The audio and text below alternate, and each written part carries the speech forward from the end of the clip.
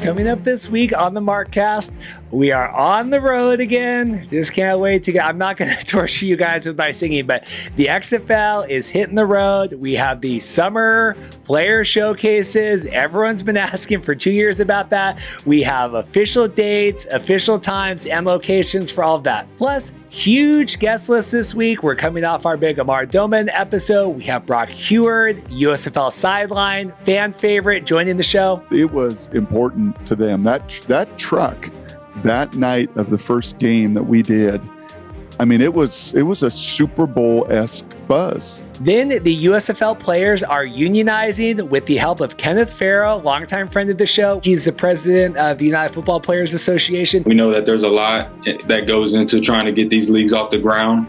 And we feel that, as players, there's got to be an effort put into some of these things that just keeps the guys on the field. Then we have your regularly scheduled CFL content. Longtime friend of the show, Dan Ralph, is breaking down all the post-CFL draft fallout.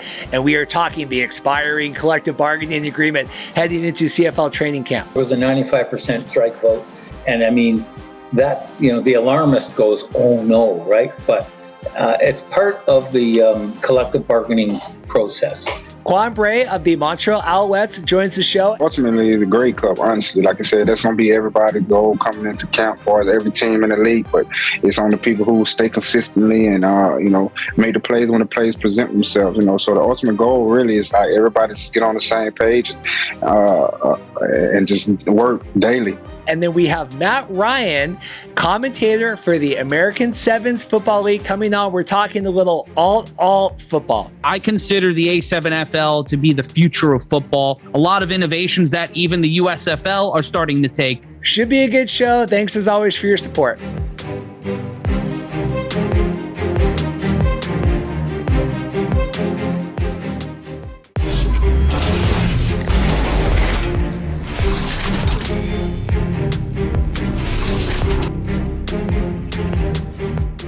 Hey guys, Reed here. Welcome to the Markcast. Want to thank you so much for stopping by today.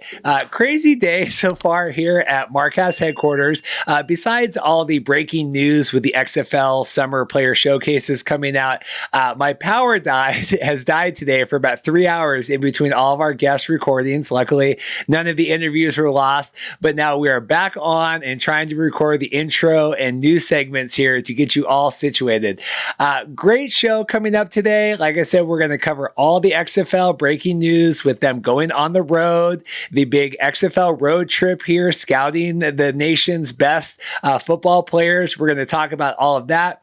The XFL also has a new hire as well that we're going to break down some interesting notes in her job description. And then obviously all your USFL news, XFL stuff, regardless. And then CFL recaps as well today with all of the week's news. If you enjoy the work that I'm doing, the work that we are doing here, I say that we, all of our guests coming on, taking time out of their day, please like and subscribe. You can leave us a review at themarkcast.com/review. Really appreciate it. We are trying to get to our 2,000 subscriber mark. Have a big giveaway planned. We got some custom jerseys and other stuff we're going to be raffling off. So, if you're watching on YouTube, go ahead and hit that bell and subscribe, kind of all that stuff. And also subscribe on your audio platforms as well at themarkcast.com/listen. I'll run down the guest list and then we'll get to all the content today. I don't want to do too much preamble. Brock Huard, obviously joining us on the show, USFL Sideline guy. You'll know Brock as well from his time in the XFL in a similar role. Obviously, Brock with his work, in college football and all of that as well. Needs no introduction, but really excited to talk to Brock. He's a local Seahawk legend, UW. My wife, go Dogs, is happy about that. But really excited to bring Brock on. I pulled all of my former life's connections in the news industry to reach out to Brock and get those mutual the 5 steps away from Kevin Bacon sort of thing to get Brock on. Really appreciate that. Brock's getting ready to head out to the games as well. So, him taking almost 40 minutes of his time today to talk with us is certainly appreciated. Then we're going to have, you guys know him well, Kenneth Farrow, former XFL Dragons player. And then obviously he's the president of the United Football Players Association. They've been working with the players, the XFL guys, following the bankruptcy, 2 years ago. Now they are working with the USFL players. in conjunction with the steelworkers to get those guys together to form a union for the players there in Birmingham. Really excited about that. That's only good things that are going to come from that and that partnership, protecting the players, getting them proper housing and medical treatment and stuff like that. Really excited to talk with Kenneth about kind of their timeline and what they're looking forward to with that. I'm going to come back on. I'll talk through all the XFL stuff. Like I said, the summer showcases, the new hire, all of that. Then we have your CFL content today. Longtime friend of the show, Dan Ralph from the Canadian Press is going to come on. We have CFL draft fallout stuff. Excited to talk through all of that. And then we're getting close to training camps, but they've been negotiating. The CFLPA has been negotiating the collective bargaining agreement. They're kind of at a standstill right now. Certain news outlets out of Canada might try to, portray that as maybe a bigger deal than it needs to be. I talk with Dan. I trust Dan's kind of level and measure when it comes to, is this a big deal? Is this not? What are we looking at with that? Because CFL training camps are starting here May 15th. So excited for that. The collective bargaining agreement currently is going to expire on the 14th. So we're going to get to that. Then we're going to have Quan Bray come on. Quan is with the Montreal Alouettes. Really appreciate that. Anytime CFL players, like I've said before, taking time out of the offseason to come on, he's up in Montreal already, getting ready for the season. Should be exciting. Really looking forward to the CFL season here kicking off soon. I saw a report today that Khari Jones, the head coach of the Alouettes, is on the hot seat this year. I hadn't heard that before. They made it to the playoffs last year. Obviously, they haven't made tons of big moves in the offseason. They got the first overall draft pick in the CFL draft here this week, re-signing Brendan Adams, but really was surprised to hear that Khari Jones could potentially be on the hot seat heading into the, seeing how his performance is in the 2022 CFL season. And then finally, really excited for this. Matt Ryan is going to come on. Matt is a commentator for the American Sevens Football League. It's like a 7-on-7. They have no pads, anything. It's full contact. It looks a little rugby-esque. It's exciting, though. They're in their 8th season. The guys over there reached out to me. Wanted to know if I would talk to someone from the league. Always excited to kind of introduce you guys to other alternative football leagues. I know we get a lot of questions about MLFB and all of that. This is a league that's been in, playing now for 8 seasons. So if you're looking for some longevity there of a product that that you can follow, it could be something to check out. I'm going to learn all about their product alongside you guys today. So Brock Huard coming on, Kenneth Farrow, we have Dan Ralph, Quan Bray, and then Matt Ryan joining us. Like I said, like and subscribe. I'll come back in a little bit. We'll talk some XFL breaking news coming out this week, and then we'll get you all your CFL and all football stuff on the back end. Thanks. Well, I am over the moon today. I think we just got done interviewing a glorified, bona fide CFL team owner last week, but I think people were more excited to even have you on this week. I think partially because of the Pacific Northwest, right? We have a lot of Seattle. My wife, UW. We have a lot of UW people in the family. Brock Huard, how are you doing today? I am doing good, man. I am thankful that you got up early. I don't know what your normal taping times are for the podcast, but I'm thankful that you were able to work around a kind of crazy schedule. That got crazy for me with this USFL, which I didn't know till about 6 days before the league began that I would be in this role that I was in basically with Fox 2 years ago for the XFL. But they called, and so schedule has been a little crazy, and I had a couple windows. So thank you for moving your schedule around to make this happen too. No, I would move heaven and earth for our guests. I appreciate that. So you have been on the sidelines. People have seen you, doing the player interviews, doing everything else. I'm curious about that. You said you found, because I wanted to know, your story entering the USFL this season. So a very short window for coming on. How did that go? Yeah, it was somewhat similar to the XFL. So I don't know, am I seeing the Seattle Dragons behind your right shoulder? I am. So the XFL worked in a similar vein. I was 12 years at ESPN, college football, loved it, but there was just kind of a barrier that I was never going to jump over with Todd and Herbie, and as good as they are and as set as they are. And Fox came to me from a college football side and just took great care of me, got a chance to be the 2 at Fox, and just jumped on it and have loved that opportunity. And I guess 2 years in, my second season ended, the XFL was starting, had not really heard anything that I would be involved was kind of curious, right? And how that was all going to work. And I knew that they were throwing great resources at it. Menifee, Klatt, the number one NFL director, Rich Russo is his name, literally went from the Super Bowl to the XFL in like 5 days. So I knew that it would be a good product because of the commitment they were making. Yes, and I was on my treadmill and I got a call from someone at Fox. And whenever she calls, I know something's up. And she's like, hey, hate to do this. We're going to just make it as easy as you possible, but can you do some of these first XFL games for us? We're really in a pinch. They had wanted some NFL players to do it, and those NFL players said yes. And as it got closer, they said no. And so I got a chance to do that. And I got to tell you, doing that job opened further doors for me, rubbing shoulders with Rich Russo and others in that truck that are NFL guys was really beneficial. And I loved it. We did 2 Dragons games. There's like 20-something thousand people there, 27,000, I think, for the first one. And went to St. Louis with the Battle Hawks. Caw-caw! And there were like 35,000 and filling up the Edward Jones Dome. And that thing was going and it was getting ratings and it was building momentum. And then like everything else, the world stopped in March of 2020. So fast forward now, 2 years basically. USFL is coming aboard. I know that Klatt's doing it. I know that the top producer in college football is doing it. I know some of these guys and gals are doing it and wondering, I wonder if I'll get a call. Never got a call. I didn't think much of it. And then my agent called 6 days ahead of the first game and said, hey, there's a direct flight from where you live now to Birmingham, and they really want you to be a part of it. And so that's how it all came to fruition, and jumped on the plane and jumped right back into XFL mode, where if you remember, I was kind of in the same capacity, field analyst, ultimate access, talk to the players, talk to the coaches, be creative, whatever you want to do, bring it to the table. Because especially now with this league, Fox owns it. So there's never a no. Everything is a yes from an access standpoint. Well, it's cool, because people remember that, right? And we were there front row at CenturyLink, now Lumen Field. We were yelling Brock. I remember seeing you working the sidelines. But it was exciting because no one had ever seen that before, right? And now USFL, I mean, there are some critical people online that say they're borrowing a lot, right? But it worked, and it was cool, and it was exciting, and it was different. So when you found out you were going to be involved with the USFL, right? Jumping back in to this big property Fox owns, what was that feeling like? I knew, like the XFL, that they were going to be committed to this, and even more.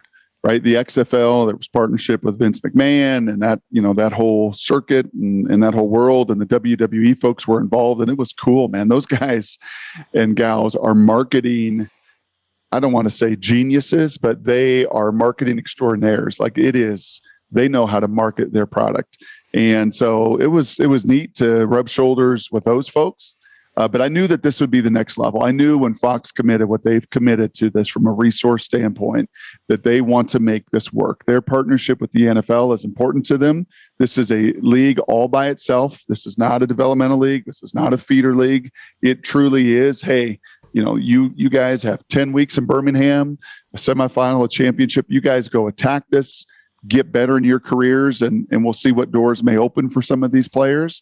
But I knew that the commitment would be top notch. And then when I went out there, so find out 6 days at a time, fly to Birmingham, sit at dinner the night before the game with every Fox big boss. Like, whoa, they're all here.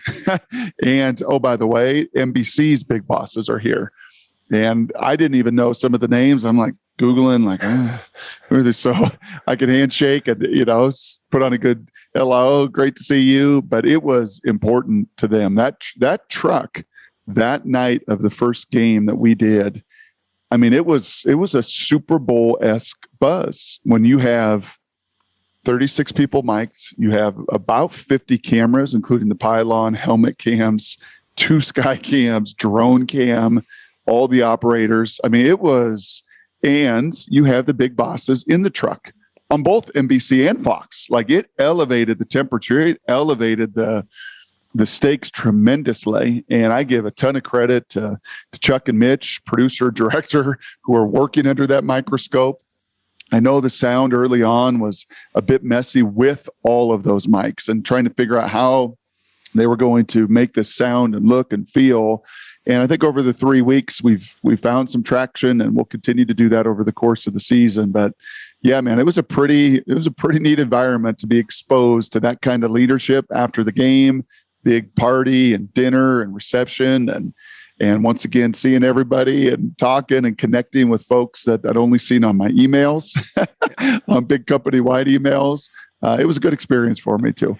Yeah, you won't remember. We were at that restaurant after the game when you guys all came in to go to your big exclusive after party. I saw the Ed Hartmans of the world, the Joel Klatz, and I gave you a big fist bump as you walked by. We were waiting with the peons to get. I remember that, and we talked about this, and just like, hey man, let's make this thing happen. And then I did see your emails. No, I remember. And how about this? I'm last week doing the game. And I look up in the stands and, hey, Brock, whatever. And I look up and it was a Tyler Lockett neon green jersey. I'm like, oh, that's unique here. That must be a 12, right? And it was a high school kid and his dad. And they come down in the row and say, how you doing? And they're like, I go to Puyallup High School. And I said, Viking Power will survive through the class of 95, of course, which is what I always do when I see a Vikingite. And great kid. I said, what are you guys doing here? And they're like, man, we just love football. We flew from Seattle because we want to see football. We're a little disappointed the drone isn't out. The drone wasn't out last weekend. I don't think it was for technical, but maybe budgetary purposes, but the drone wasn't out. But they said, yeah, man, we just love football and want to be a part of it. And sure enough, I mean, that jersey stands out, right? So they were at the first game. I thought, oh, maybe they just can't. Nope, it was a doubleheader. I look up in the stands. They're up there with the Birmingham fans going crazy, just loving ball.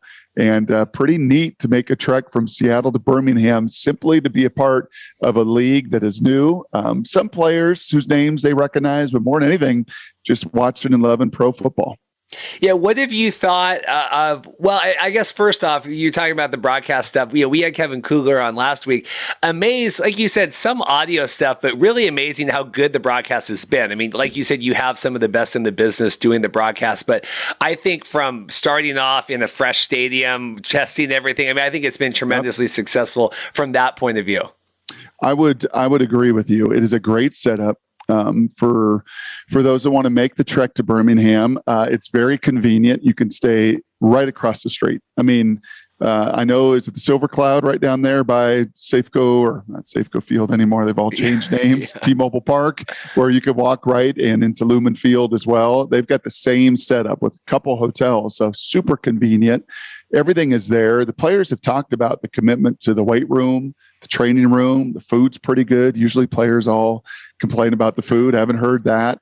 Have said, yeah, they have given us every resource from a player standpoint.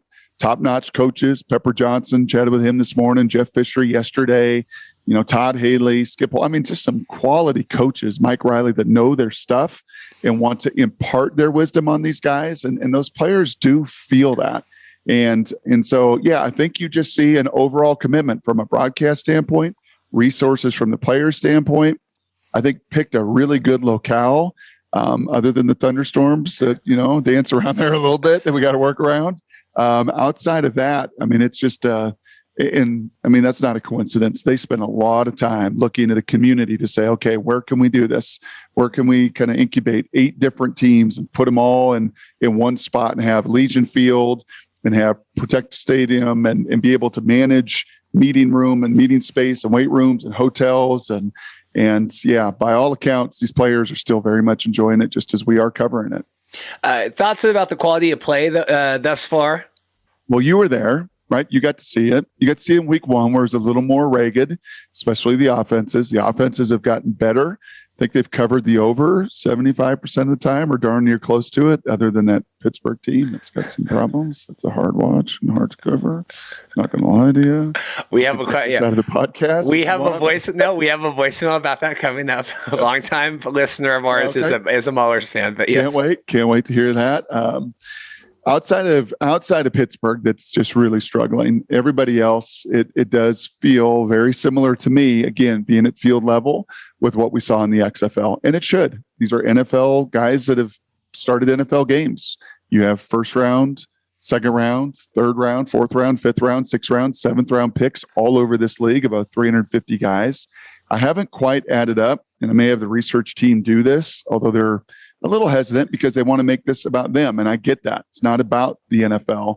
But, there's hundreds of starts of NFL games when you add up these players, guys that have been productive at that level. So it is, it's higher level than a lot of the college that I watch. Obviously, the NFL plays at a speed and violence level that is unlike anything on planet Earth.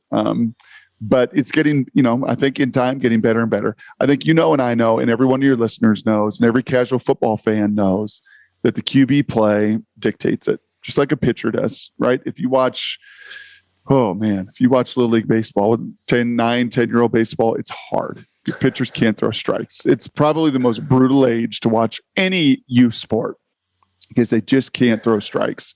And, if your QB can't play and play productively and consistently and accurately, it makes the product, a tougher watch for any fan, whether it's, somebody that's played the game at the highest level or somebody that's, just a casual fan that loves their fantasy football and knows, hey, I can judge a QB position. So that's the one that needs to continue, I think, to find some consistency. That's the one where, I think in time you're going to see, I say this to people all the time, like my older brother, 12 years in the league, Reed. He doesn't play 1 year in the NFL if it weren't for the Frankfurt Galaxy.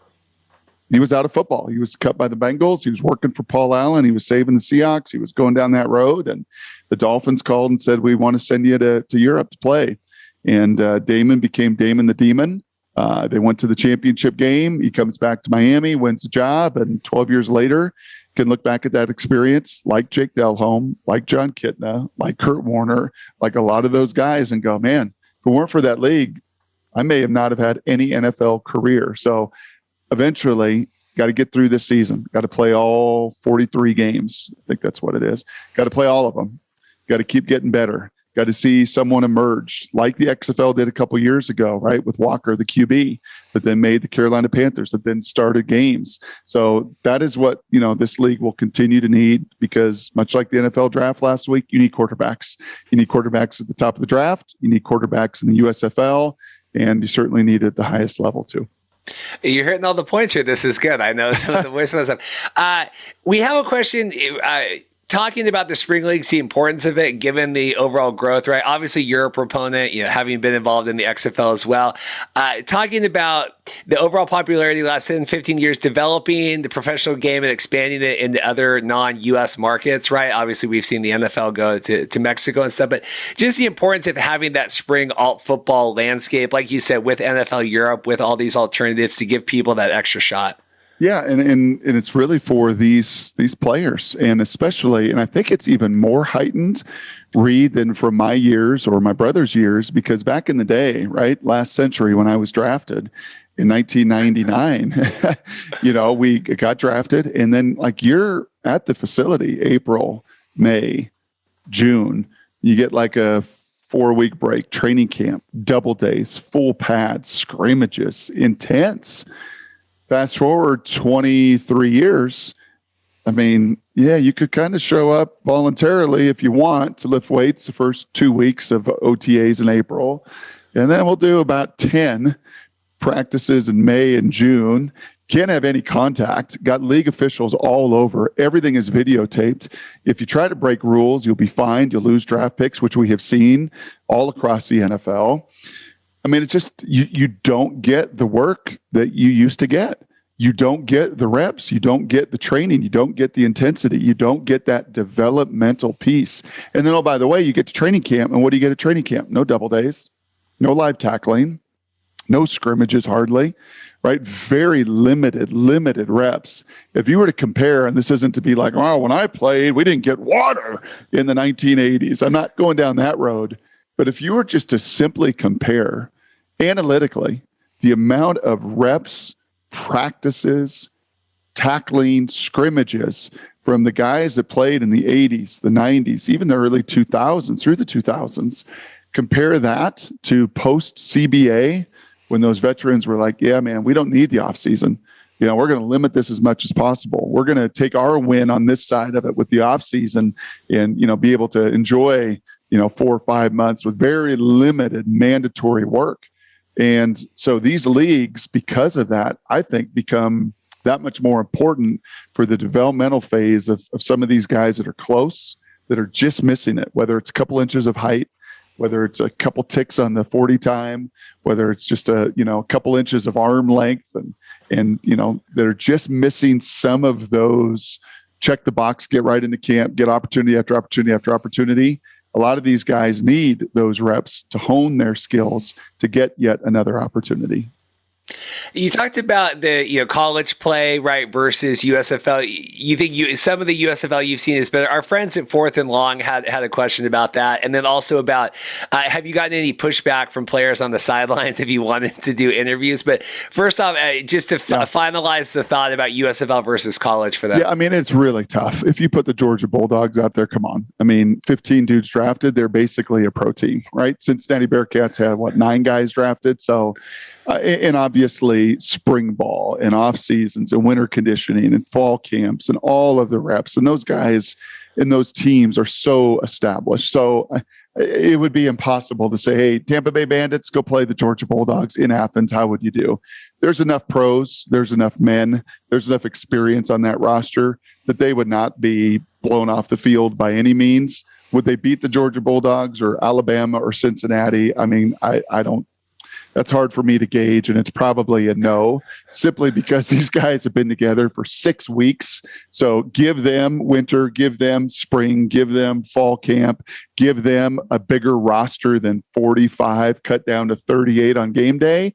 So it really is not apples to apples. It's very hard, I think, to compare those situations. But you just do look at the roster, and you do see guys that have been productive, all Americans in college, all conference in college. And, there's some very good players. So that was question one. What was the second part of it? About pushback with players trying to do interviews? No. Every one of them is unbelievable. Every coach has been tremendous. I'm kind of been waiting, Reed, for that moment. Like, all right, when is somebody going to kick me in the shins or, dog cuss me in the heat of the moment or, just be like, what the heck are you doing here? Get out of my face. I hate your shadow. You're bothering me. But I have not got any of that. The only little pushback was the running back for the Gamblers, Mark Thompson, because you heard on the broadcast, Sanchez kept saying, gosh, number 7, 230, runs upright. He just looks like Fournette. He just kind of stylistically looks like Leonard Fournette. So not on air, but I was off the air. I was like, so, in game, I was like, so do you wear number 7 because it's Fournette? And he looked at me with darts. He's like, what? What you talking about? I'm like, oh, nothing. Yeah, you're good. You just keep playing great. Pat him on the butt. Like, no problem. So that was about the only, no, I don't wear it because of Fournette. It's my number. I'm Mark Thompson. Get out of here with that trash. So, and I told Sanchez that too during the break. I'm like, thanks. Really appreciate you getting me in trouble for the first time down here. That's good. Listener Jared here has been with us a long time. He wants to know if you ever get nervous with that. I mean, obviously you have kind of set up your own, you're the maniac man kind of running around, right? I mean, is that your directive? Is that what they've told you to do? Or are you just taking this and running? Like, how much producing do they give you, I guess? So there's a producer there with me, Ryan Doherty, great guy.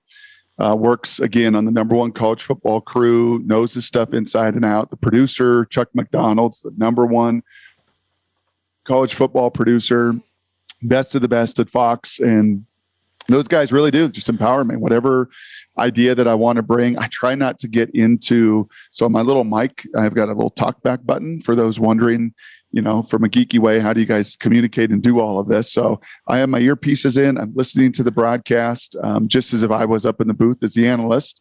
And then I can get in, there's a little button on my mic that I can talk to the producer directly into the truck and say, hey, I got Louis Perez here. Hey, we're going to walk through this play. I got Jamar. Let's walk through that touchdown, or Victor Boldner, these different players or different ideas. And then every time we go to break, I try to communicate with the booth what I'm hearing and seeing, and just some of the stuff, that interactions with coaches and players that you never, ever, ever get at the college or pro level.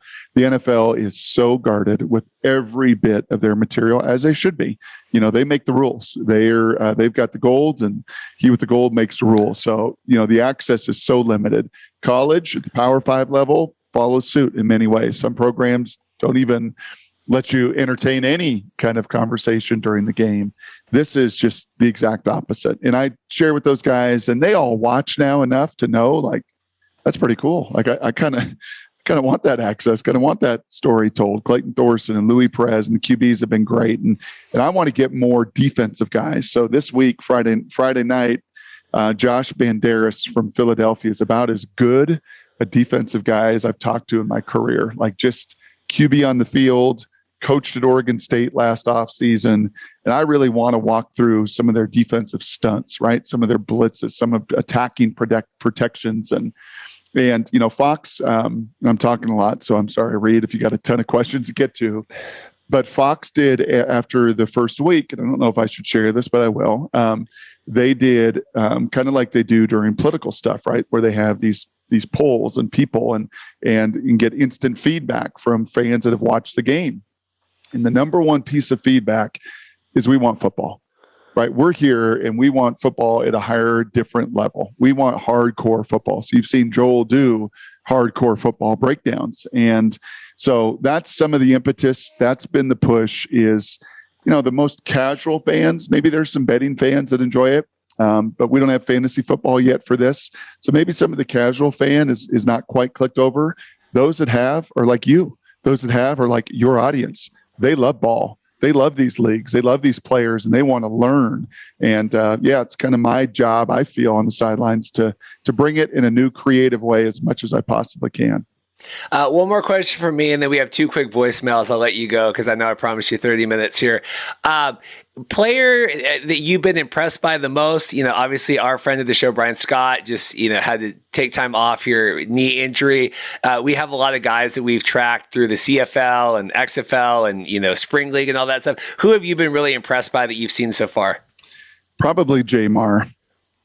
Went in as a backup, new Skip Holtz, right? Some of these other coaches are a little testy that Bart Andrus got his guy for 3 years and Brian, right? Like, oh, that's nice. We get 2 weeks. You've got 3 years of equity, knows the system inside and out. Oh, great, Skip. Thanks. You get Jamar for who you've known since he was 16 and you recruited to Louisiana Tech. And it's not even necessarily his play, right? Because he's pretty inaccurate.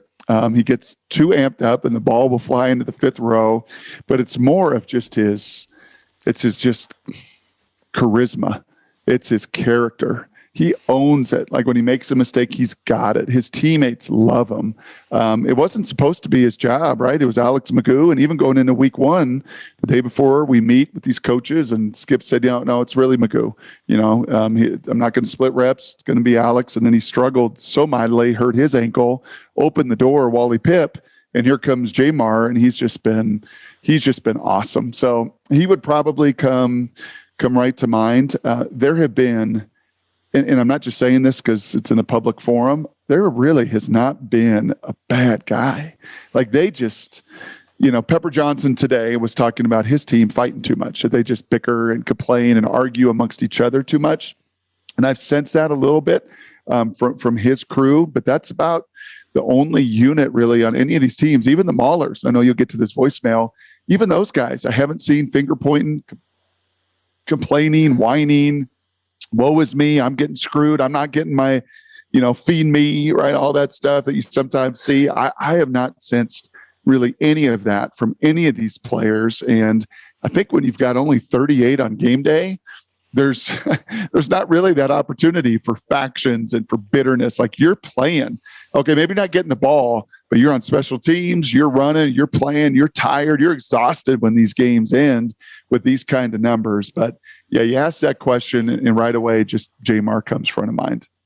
This is a long time. This is one of our longest time listeners, Jenna. Little hard to hear. I think we're going to get enough out of it. This is Jenna's a longtime Maulers fan. She is a CFL Ottawa Red Blacks fan. You say longtime Maulers fan, so like 6 weeks or 6 months? She called it, but even like she is a Boston Sabres fan. She always has she doesn't always pick the best teams. But she quotes Trey Aikman. I don't know the quote, and then she has a question about the Maulers. Okay. Hey, it's Jen. My question is for Brock.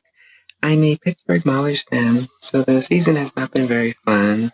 If I can quote Troy Aikman, what do you got to do to win a game in this league? My question would be, what do the Maulers got to do to get a win? And with starting 0-3, what would you say to them if you can give them a pep talk? Thank you. Been a lot of stuff. Even I shared Kirby Wilson's post-game press conference this last week. It was a lot of blame about the players and we coach and they play. I mean, what are your thoughts about this? My thoughts on this one, and I would say this to Kirby, and he is a good man. He interviewed, by the way, for the Seahawks coordinator job. You realize that? No. Oh, yes. Oh, yes. He interviewed for that with Schottenheimer when Schotty got it. Yep, Pete reached out to Kirby, and you watch their games, you kind of know why. Like, I'm going to run the ball, and I'm going to run it 5 straight times. I'm going to run it on 3rd and 8, run it on 3rd and 7, run it on 3rd and 8. And I'll tell you what was interesting was after the first game, so we had them week 2, their competitive game where they played much, much better, actually scored and moved the ball. And I asked Kirby going into that week, I said, what did you learn from week 1? Thinking it'd be like, oh, it was rough. And his answer to me struck me. He said, it was the greatest experience of my life. And I was like, what? I mean, I didn't say that. I was like, really? Expand on that. And you know what? To his credit, when you have not been in charge, when you've not called plays, when you have not run the show, when you have been the good soldier for decades, right? As he's been professionally as a running back coach and one of the best running back coaches. Now you get elevated to a spot you've never been before. You can kind of understand that. Like, hey man, yeah, it was rough. The production was terrible, but from a personal experience, man, I loved calling plays. And now the challenge is you got to grow, man. You know, I said this last year with Shane Waldron in Seattle, like there's going to be a learning curve. I don't care how bright you are. I don't care what scheme you come from. I don't care what your resume says. If you've never flown a plane, your first time is going to be a learning experience. I don't care how much football you know. I don't care whom you've talked to, even practice runs. First time in a broadcast booth, it is going to be an experience and you are going to fail and you're going to have to learn from it. So I always say a learning curve to climb, and it doesn't matter the NFL, college, high school, when you've never done it, there's no substitute for experience. He's learning on the job and it's certainly been a struggle. And then the playmaking they have at the QB position is a struggle, right? I mean, you don't have some of these other guys, you know, Jordan Ta'amu can run a little bit. Clayton Thorson can run a little bit. These guys can get themselves out of trouble. Certainly DeAndre can run really, really well. Their 2 guys can't. And so you get exposed when you have that kind of QB with some of the challenges they've got offensively. That's good. Last question, just because Paul's from the UK, we got to get this. This is about NFL Europe and your brother and all that stuff. So I wanted to make sure we got Paul's voicemail in here. Hello, big fan of the show from the UK. This is Paul. My question for Brock is, would he have ever gone to NFL Europe like his brother Damon, and how did that help Damon in his career? Thanks, and look forward to watching. And obviously we touched on Damon, but more about you and the decision to do that or not. Yeah, and Damon did, by the way, have a decision to make. He was not real enamored after he got let go. The NFL, Cincinnati, obviously went to one of the kind of the tougher NFL organizations from a budget standpoint and everything else, and loving what he was doing with Paul Allen. He was part of Save the Seahawks, part of the campaign that went across the state to raise awareness and ultimately raise some tax money to build an amazing stadium.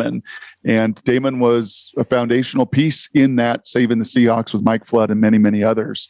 And then when the Dolphins called, it wasn't just, oh yeah, let's go, I'm ready.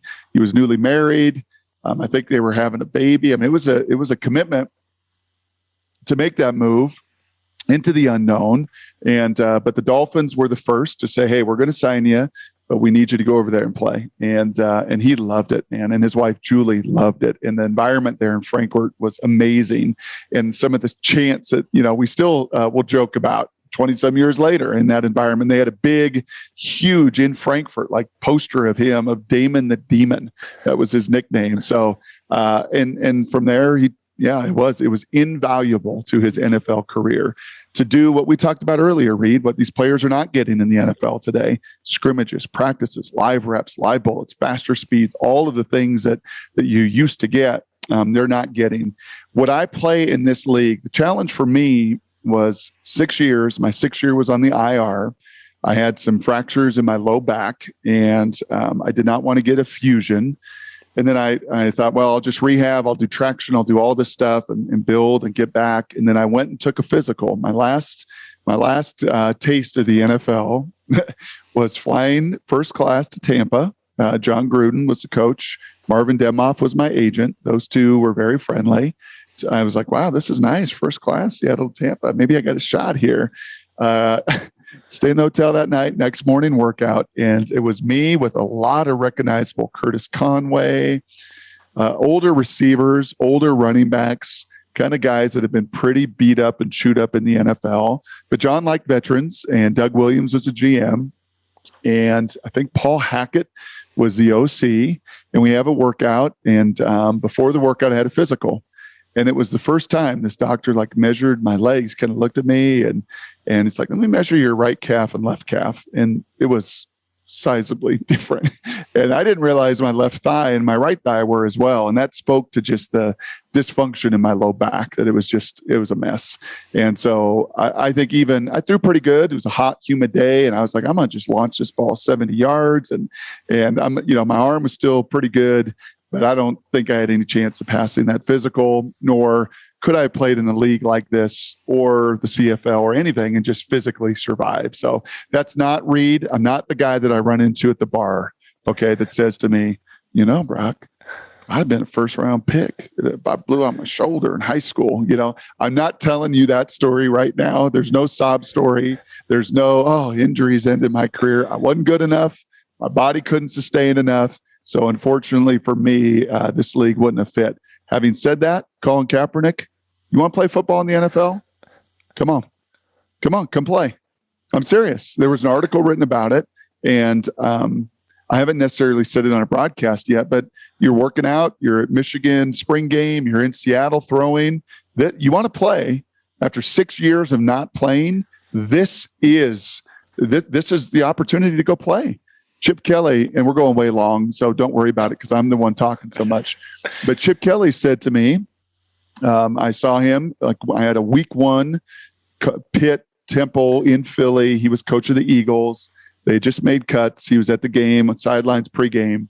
And he said, yeah, we just cut Tebow. And I told him, go play. You need to go play. I think you can play in the NFL if you actually go and not just spend 10,000 hours with Tom House trying to fix your delivery.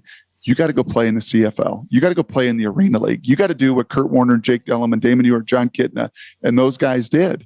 And Tim wouldn't do it. And obviously he makes an enormous amount of money elsewhere and has his other platforms and things he enjoys. Kaepernick makes an enormous amount of money elsewhere and platforms and things he enjoys.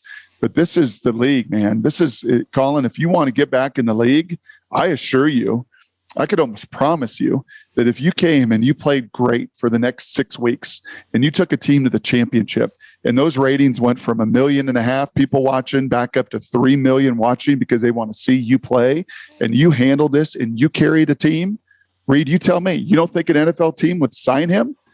I absolutely believe they would. And this would be the environment to me that he could get back in there and show after 6 years of rust, knock it off, go play great. And I do think an opportunity in the NFL would abound. Well, I think also, and just to round this out, just because this is real football, this is real. I mean, we cover this fan controlled football arena, internet, and we get Terrell Owens is there, and Jameis Winston was throwing stuff in not a real game. But you get these guys like, it doesn't translate. I mean, this is real football, and it's on Fox, real football. It's you and Kurt, Joel, it's everyone. Like, I think the transition there is far, far easier than it is even, say, the CFL, and we love and cover the CFL. This is Todd Haley calling NFL plays. This is Mike Riley calling NFL plays, right? This is even the college coordinators, Noel Mazzoni, who's got some NFL background with Larry Fedora, Skip Holtz. Those guys, whether you wanted to do some of that read zone or whether you wanted to play in a conventional pro style system, you're playing with guys that have been in the league, maybe even former teammates, and Victor Bolden was in, I don't think they quite crossed paths, but he's in San Francisco. So those guys are there. The familiarity is there. This is not the CFL. This is not funky motions. It's not 3 downs. This is NFL football and NFL style. And as I said, man, when you've not played in 6 years, your speed, your timing, your anticipation, your accuracy, all of that stuff, right? This would be the perfect forum, I would think, for guys like him. And who knows who that will be in the years to come. I think there will be others, like Walker, like others that have, been able to use a league to get that bounce back into the NFL. And who knows over the next 6 or 7 weeks in this league, right? With these opportunities, there will be guys that get into NFL camps. There's no question in my mind. Of these 350, you're going to see corners and some safeties that have played pretty well. You're going to see a receiver. You're going to see maybe a quarterback or two. Or a running back. You're going to see guys get into NFL camps, and then we're going to root like mad that they make a team, make something happen, and know this experience made them better for it. Well, thank you so much for everyone for being so gracious with your time going over. Like I said, I mean this when I announced you were coming on, across the board praise, not only from what you're doing on the sidelines, but everything else. You're a big fan favorite. So I really appreciate you taking the time today. Well, you know what, Reed, let's do this again before the championship game. I'll be flying to Canton, and we can do that now. I don't know, what are we, 7-8 weeks away from that? So after the hay's in the barn, play all these games, get to our championship week. Maybe that Thursday before the title game, we'll do it again. That'd be fun to catch up.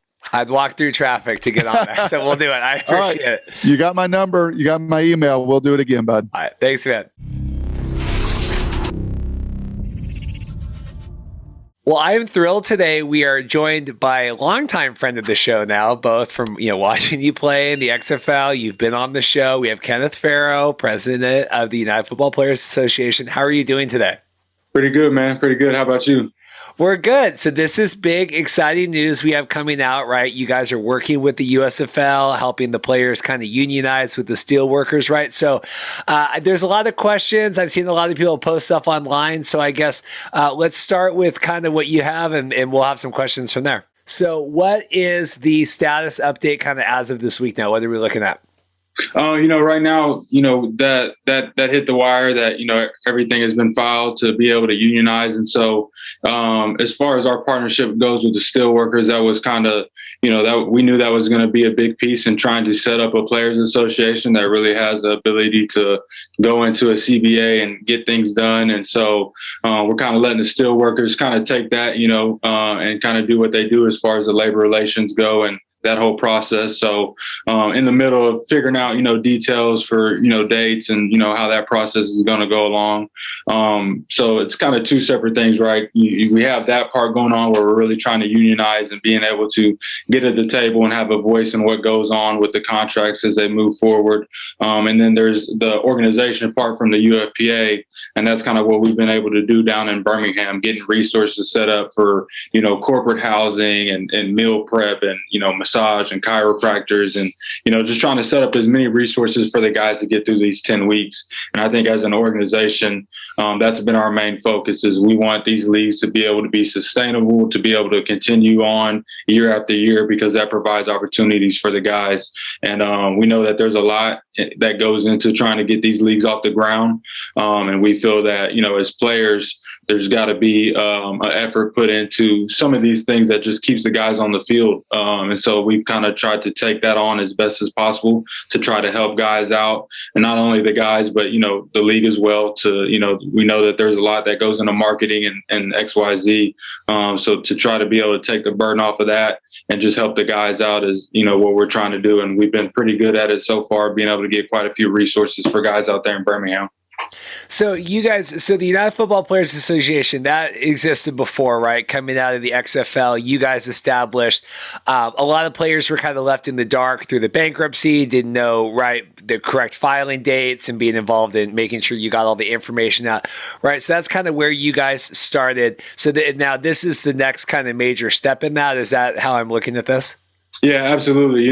We felt that, being left in the dark in the bankruptcy, some guys didn't receive the information to even file for bankruptcy, and then that's a situation that us as players, we've never been through a bankruptcy case before playing football to try to get, whatever was due to us, contractually. So we took that and kind of used that as the catalyst to bring everybody together. And not only that, but, there was guys that, were expecting X amount of money for the year that got cut short, had to go home along with everybody else. It was HR. It was, everybody that was part of these leagues. So to be able to help all those guys out and try to get everyone filed from the bankruptcy, that really brought us together. That really, solidified us as a membership group of being able to get everybody on one page. And from there, it's just grown into, what it is today, to try to be able to put together a players association that really has a voice in the collective bargaining process and as this thing moves forward.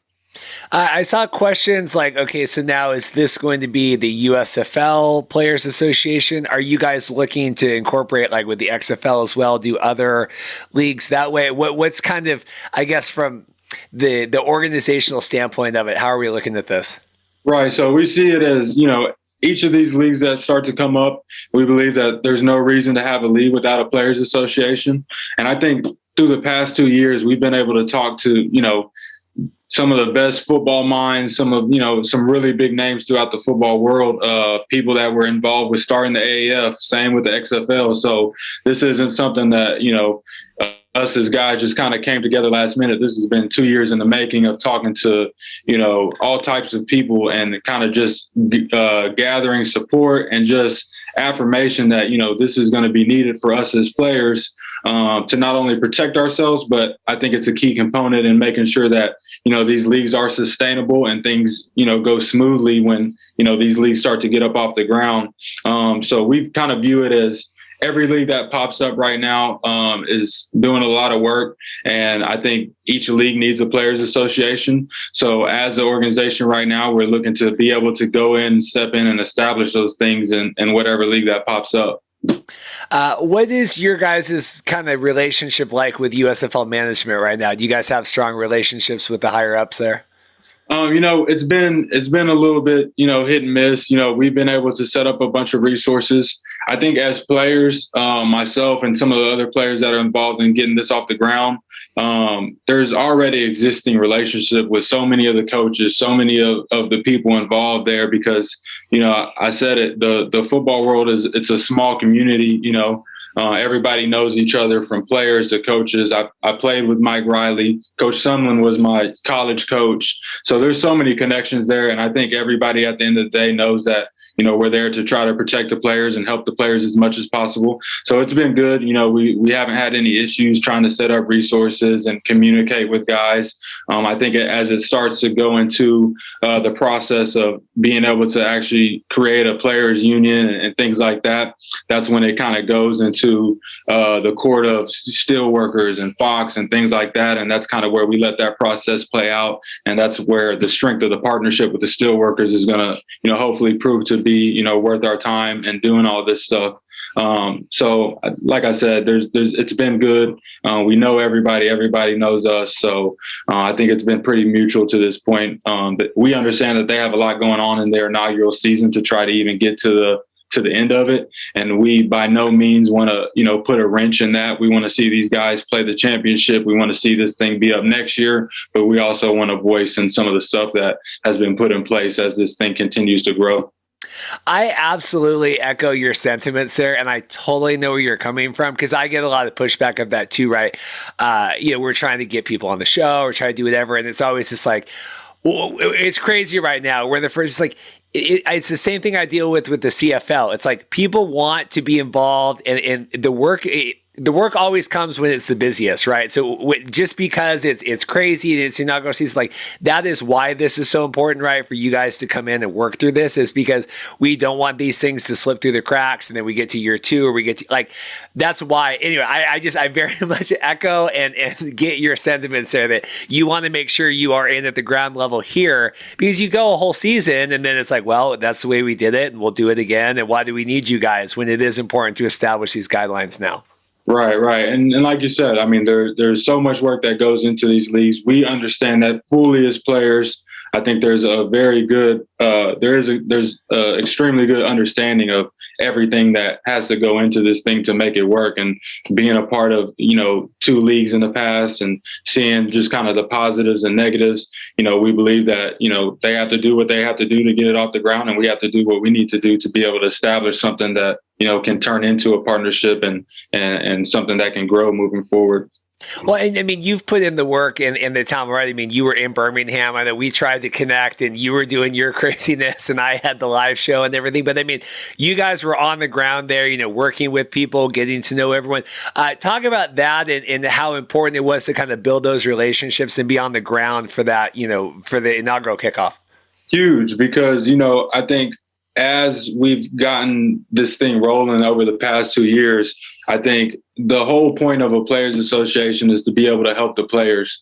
And coming straight off of the field from XFL, this is something to where, I had coaches in there saying, hey, well, why aren't you playing this year? So it's not, we're not removed from this at all. I'm still in the process of, training and doing everything I need to do to potentially be ready for the XFL. I think this is a little bit bigger than, playing right now. So a lot of our efforts and energy are putting into this right now.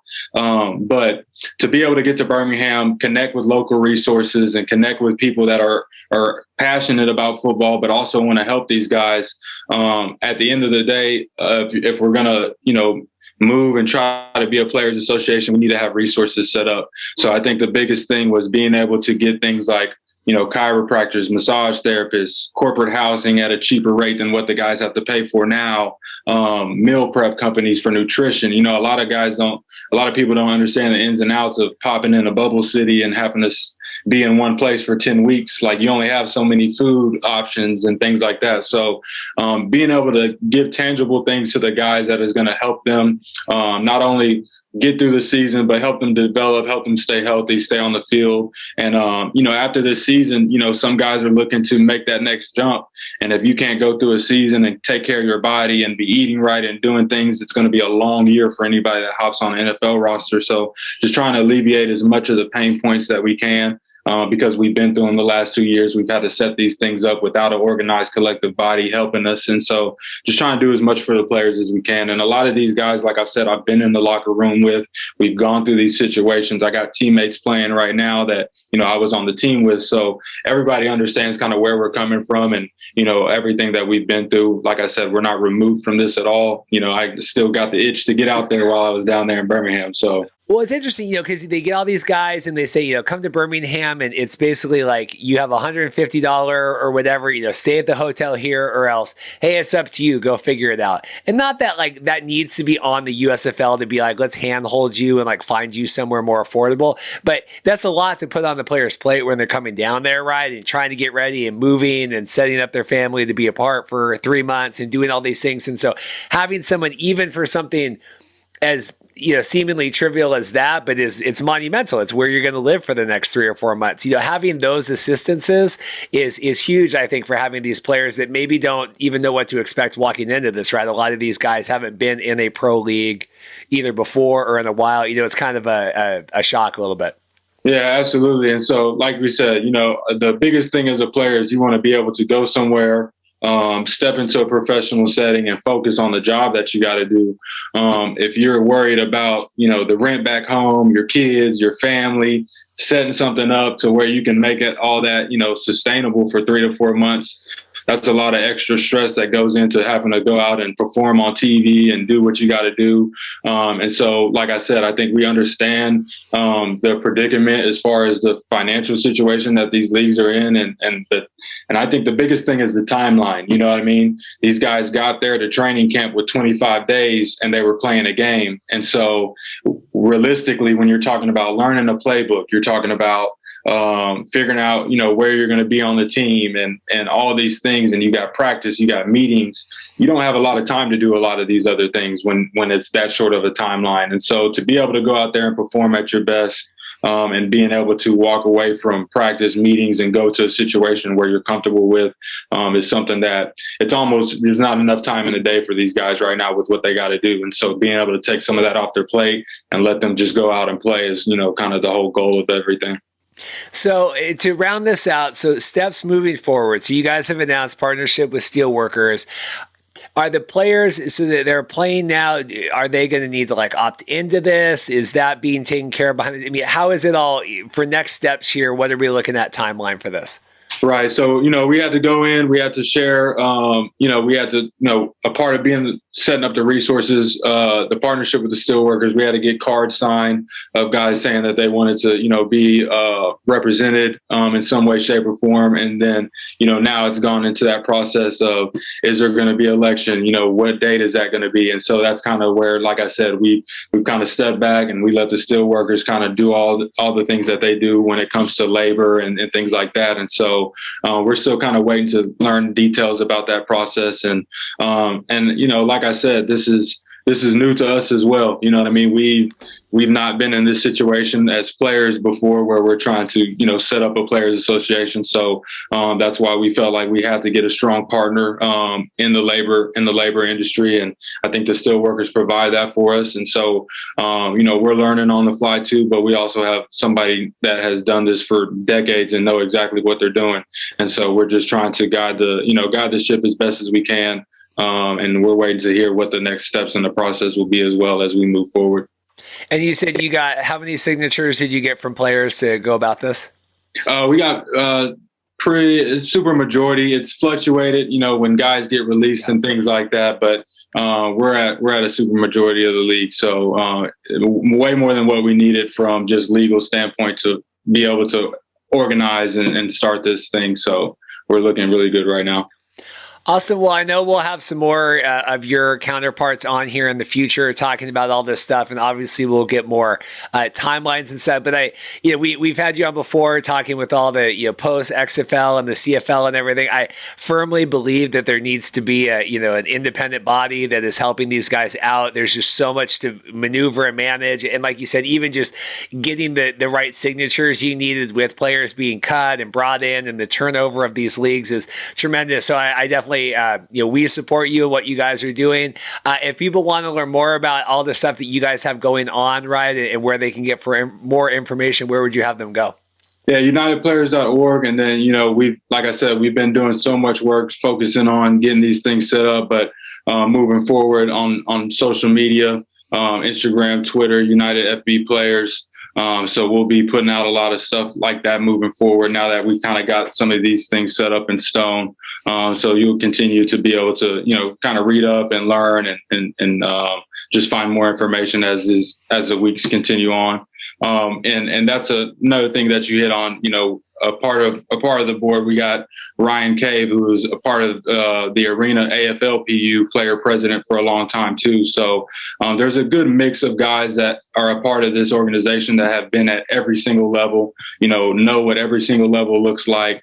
And then I think, that's very is promising for us because even at the Arena League, they were able to set up a players union and things like that. So, so there's a good mix of everybody with experience all over the place to kind of help move this thing forward.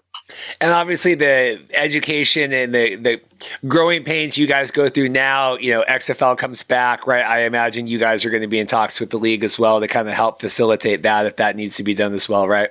Oh, yeah, absolutely. And I think, a lot of guys are that I've talked to so far and kind of seen the updates that the XFL has been putting out.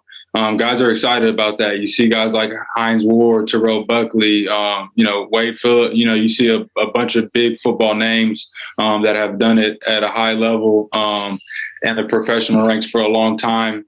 And so I think they got something good going, and I think it's going to be it's going to be interesting to see how it all plays out, because I think they've brought in a lot of good people to make it go. And so, like I said, to be able to be a part of these things as they start up and be there for the players, most of our membership have played in the XFL, so nobody's too far out from that. So we're excited about, just the landscape of football in general. There's a lot of opportunities coming up for a lot of guys that have missed a lot of opportunities because of COVID and everything that's gone down the last 2 years. Well, Kenneth, I know you're busy. Thank you so much for coming on. Big announcement week. I really appreciate your time today. Absolutely. Thank you, Reed. Welcome back, guys. Want to thank Brock and Kenneth so much for taking the time to come on today with their busy schedules. Obviously, Brock getting ready to head to Birmingham to cover all the USFL activities this weekend. And Kenneth and the guys over there at the UFLPA, incredibly busy week for them trying to get out all this information. It's a real grassroots effort with this player union, working with the steel workers. And I know those guys are incredibly busy. So thank you so much for making the time to come on, both Brock and Kenneth. I'm going to break down some of the XFL stuff here coming up. Just a tease for next week. If you are a XFL 2020 fan, I have a blast from the past fan favorite that should be good coming on the show. I have it confirmed for next week. I'm not going to announce it yet, maybe on Monday, but look forward to that. We'll talk XFL a lot next week as well. Maybe I'll get one of the writers on as well from News Hub to give some thoughts about all of this summer showcase stuff. One note about the USFL before we wrap conversation on that. Mike Pereira came out today and announced that in an effort, he said the company line is in an effort to increase fan enjoyment and to speed up the game in the first and third quarters, they're going to keep the play clock running during incomplete passes. The USFL, in the end of the first half, and at the end of the game, they have the clock stoppage on first downs and obviously out of bounds and stuff like that. But basically, I think the issue is they're running into network windows on their broadcasts, and the games are going too long, right? That in and of itself, the clock stoppage in those halves, that slows the game down. And then also, I just think there's a lot of breaks when it comes to technology stuff and getting the drones up and getting all this other stuff. And I think the games are running long. So in an attempt to speed that up, they're going to have the clock run for incomplete passes. Really interesting to see what comes of this. I think they're going to get quicker games, obviously. I think they're going to get less plays. They say that they're confident they're going to get the same number of plays.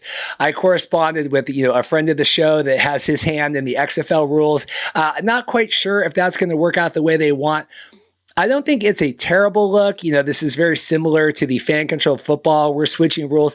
At least this is in between weeks, right? Leading up. It's Thursday when they change this. So, coaches, players kind of have time to wrap their heads around it leading into the weekend. Still feels weird though. I read it originally that they were just changing the comeback periods in the second and fourth quarter. I didn't realize that it was affecting the first and third quarter.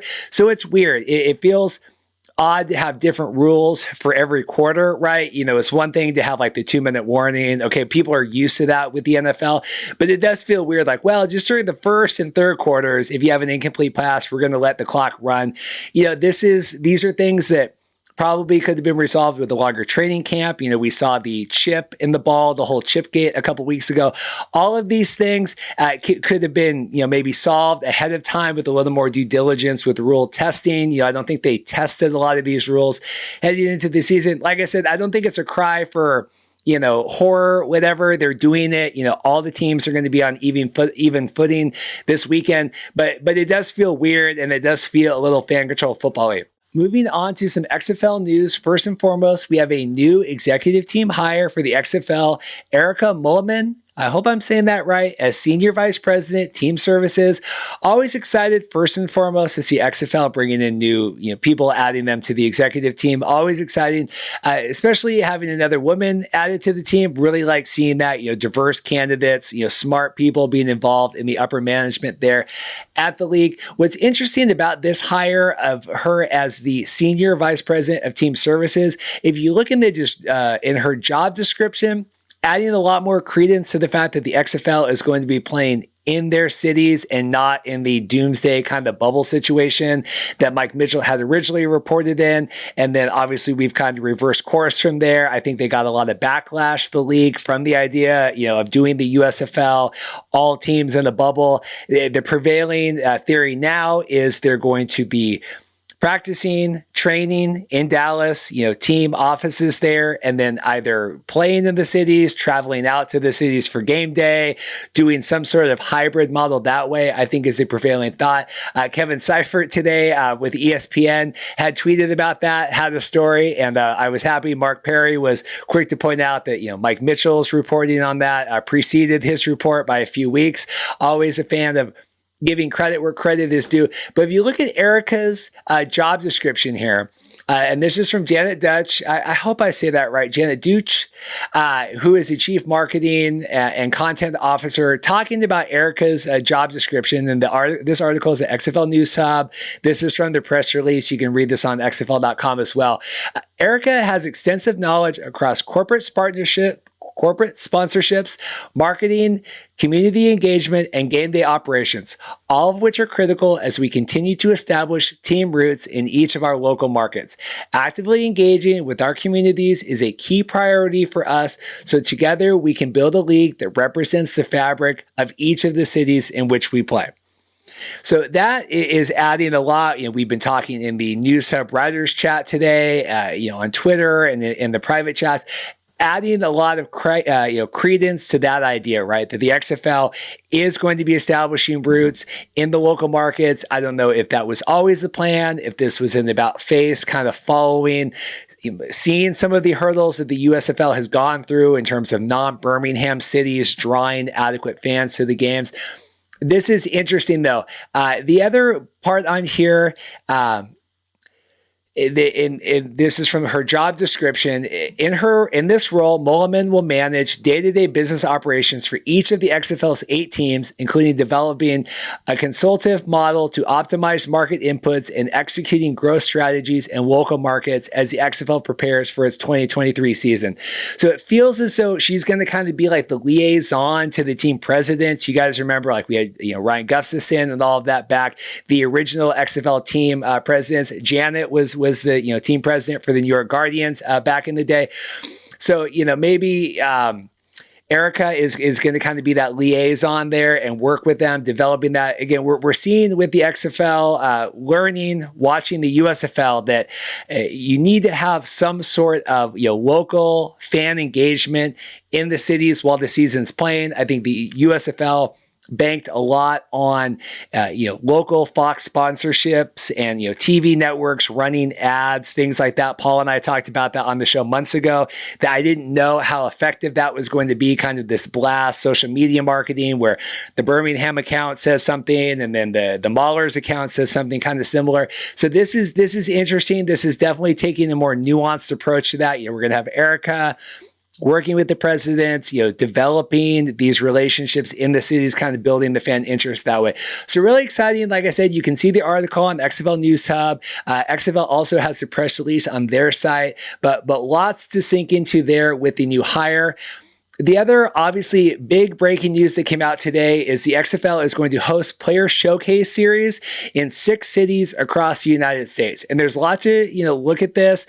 This has been long rumored for a long time, ever since we had the leaked Danny Garcia. Well, she leaked it herself, but the photo from their October meeting with Redbird in New York, laying the timeline. We had the summer combines, we had the training camps, and then we had the kickoff season, the season kickoff.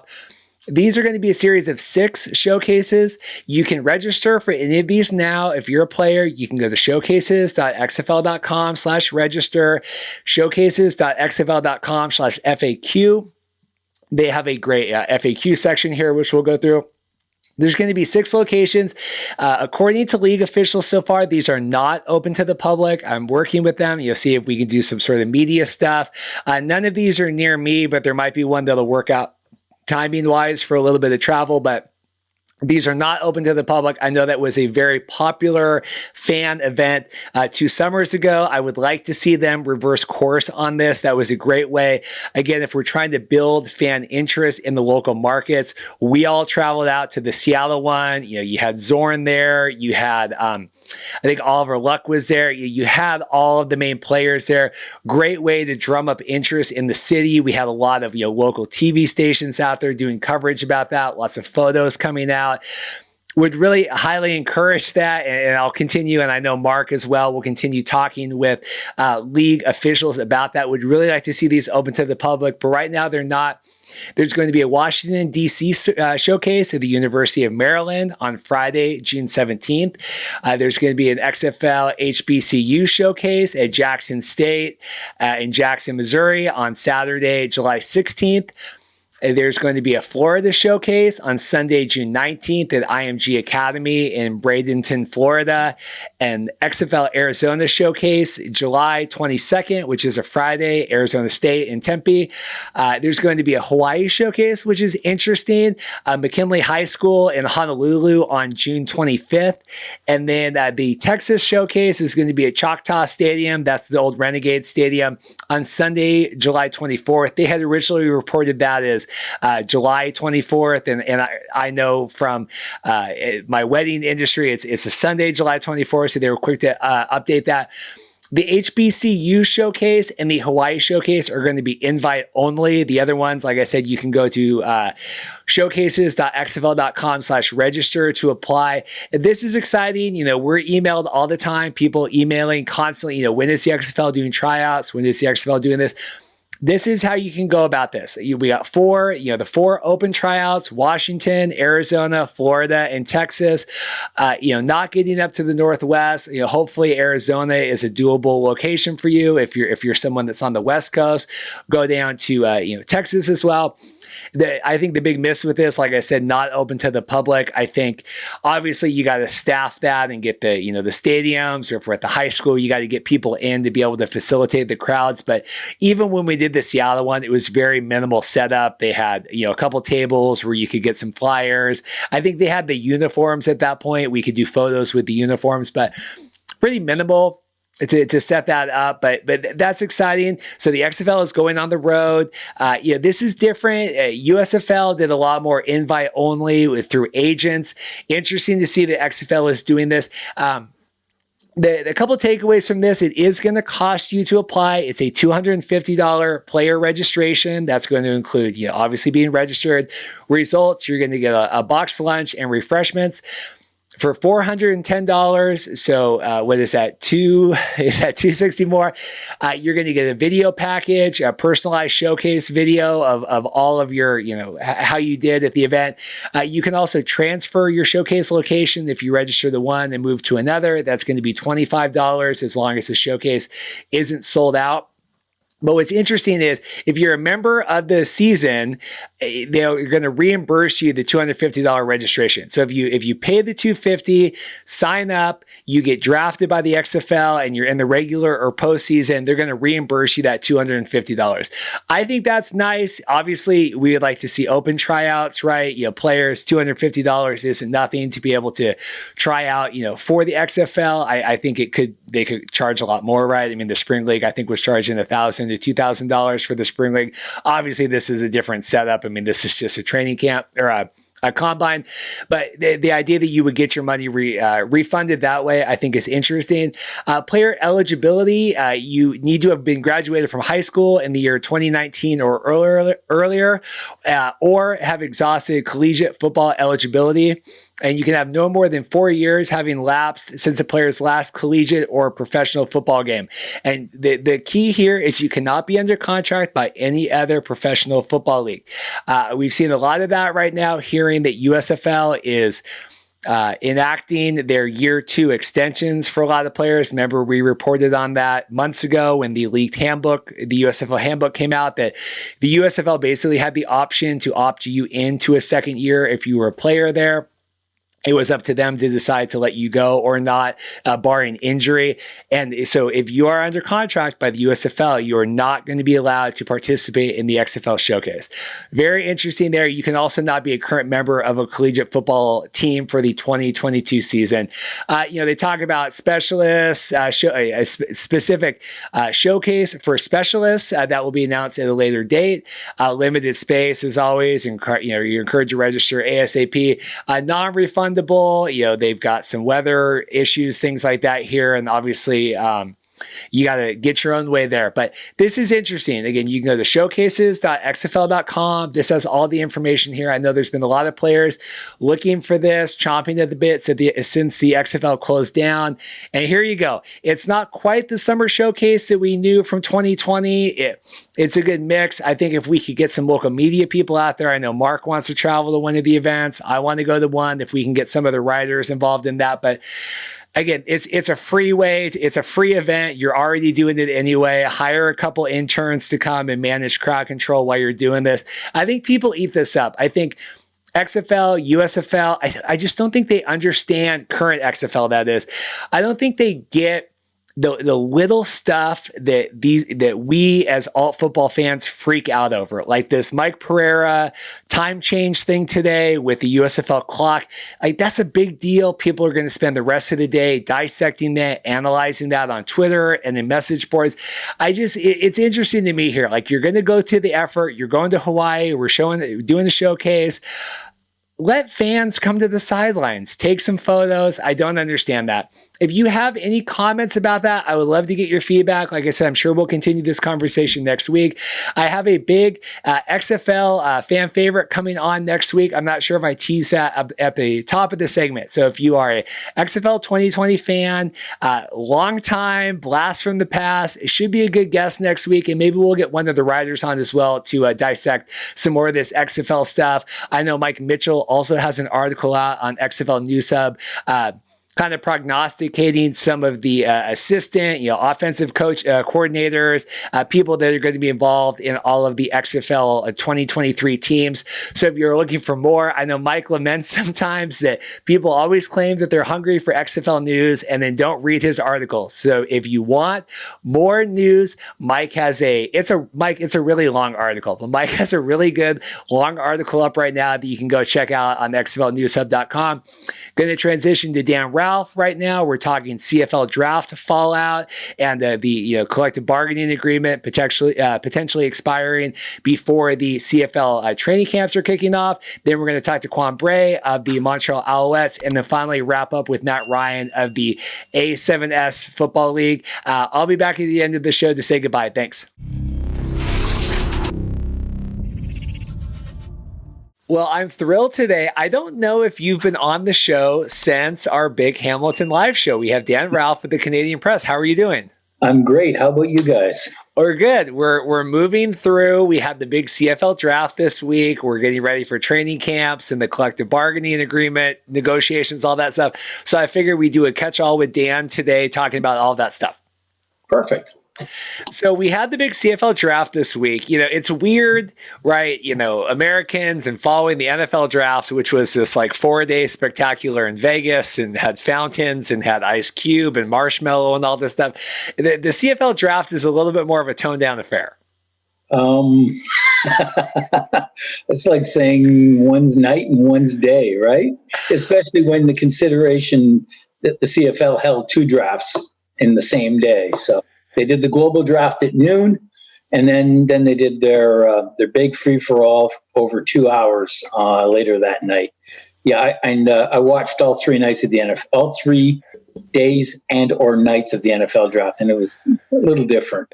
It's a little different. So takeaways, and then we'll get into the collective bargaining and all of that headed into training camp. But takeaways, I watched some of Marshall Ferguson and their global draft. A lot of kickers, a lot of specialty punters, right? Australian punters. I saw takeaways from the global draft. Is this the best use of that?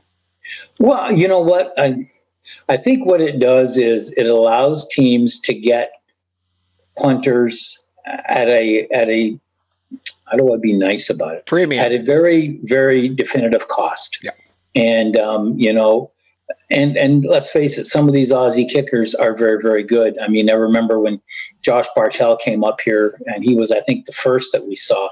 He was very good at directional kicking, very good at kicking into the wind and dropping the ball and making it go where he wanted. And so when it's like anything else. It's a copycat league. When one team has success doing one thing, everybody wants to jump on. And so, yeah, I mean, I believe there were 10 kickers of the 27 were taken. 8 were punters, and 7 of them were from Aussie. So yeah, you're going to see a lot of that because there's the opportunity. I mean, they pay the global player somewhat like $10,000 less than the bare minimum for a regular player in the CFL. So it's cost effective, especially if that player can do 2 jobs, and that is the punting and the kicking, or the punting, kicking, and kickoff. If he can do all 3, then that's significant boom, bang for your buck.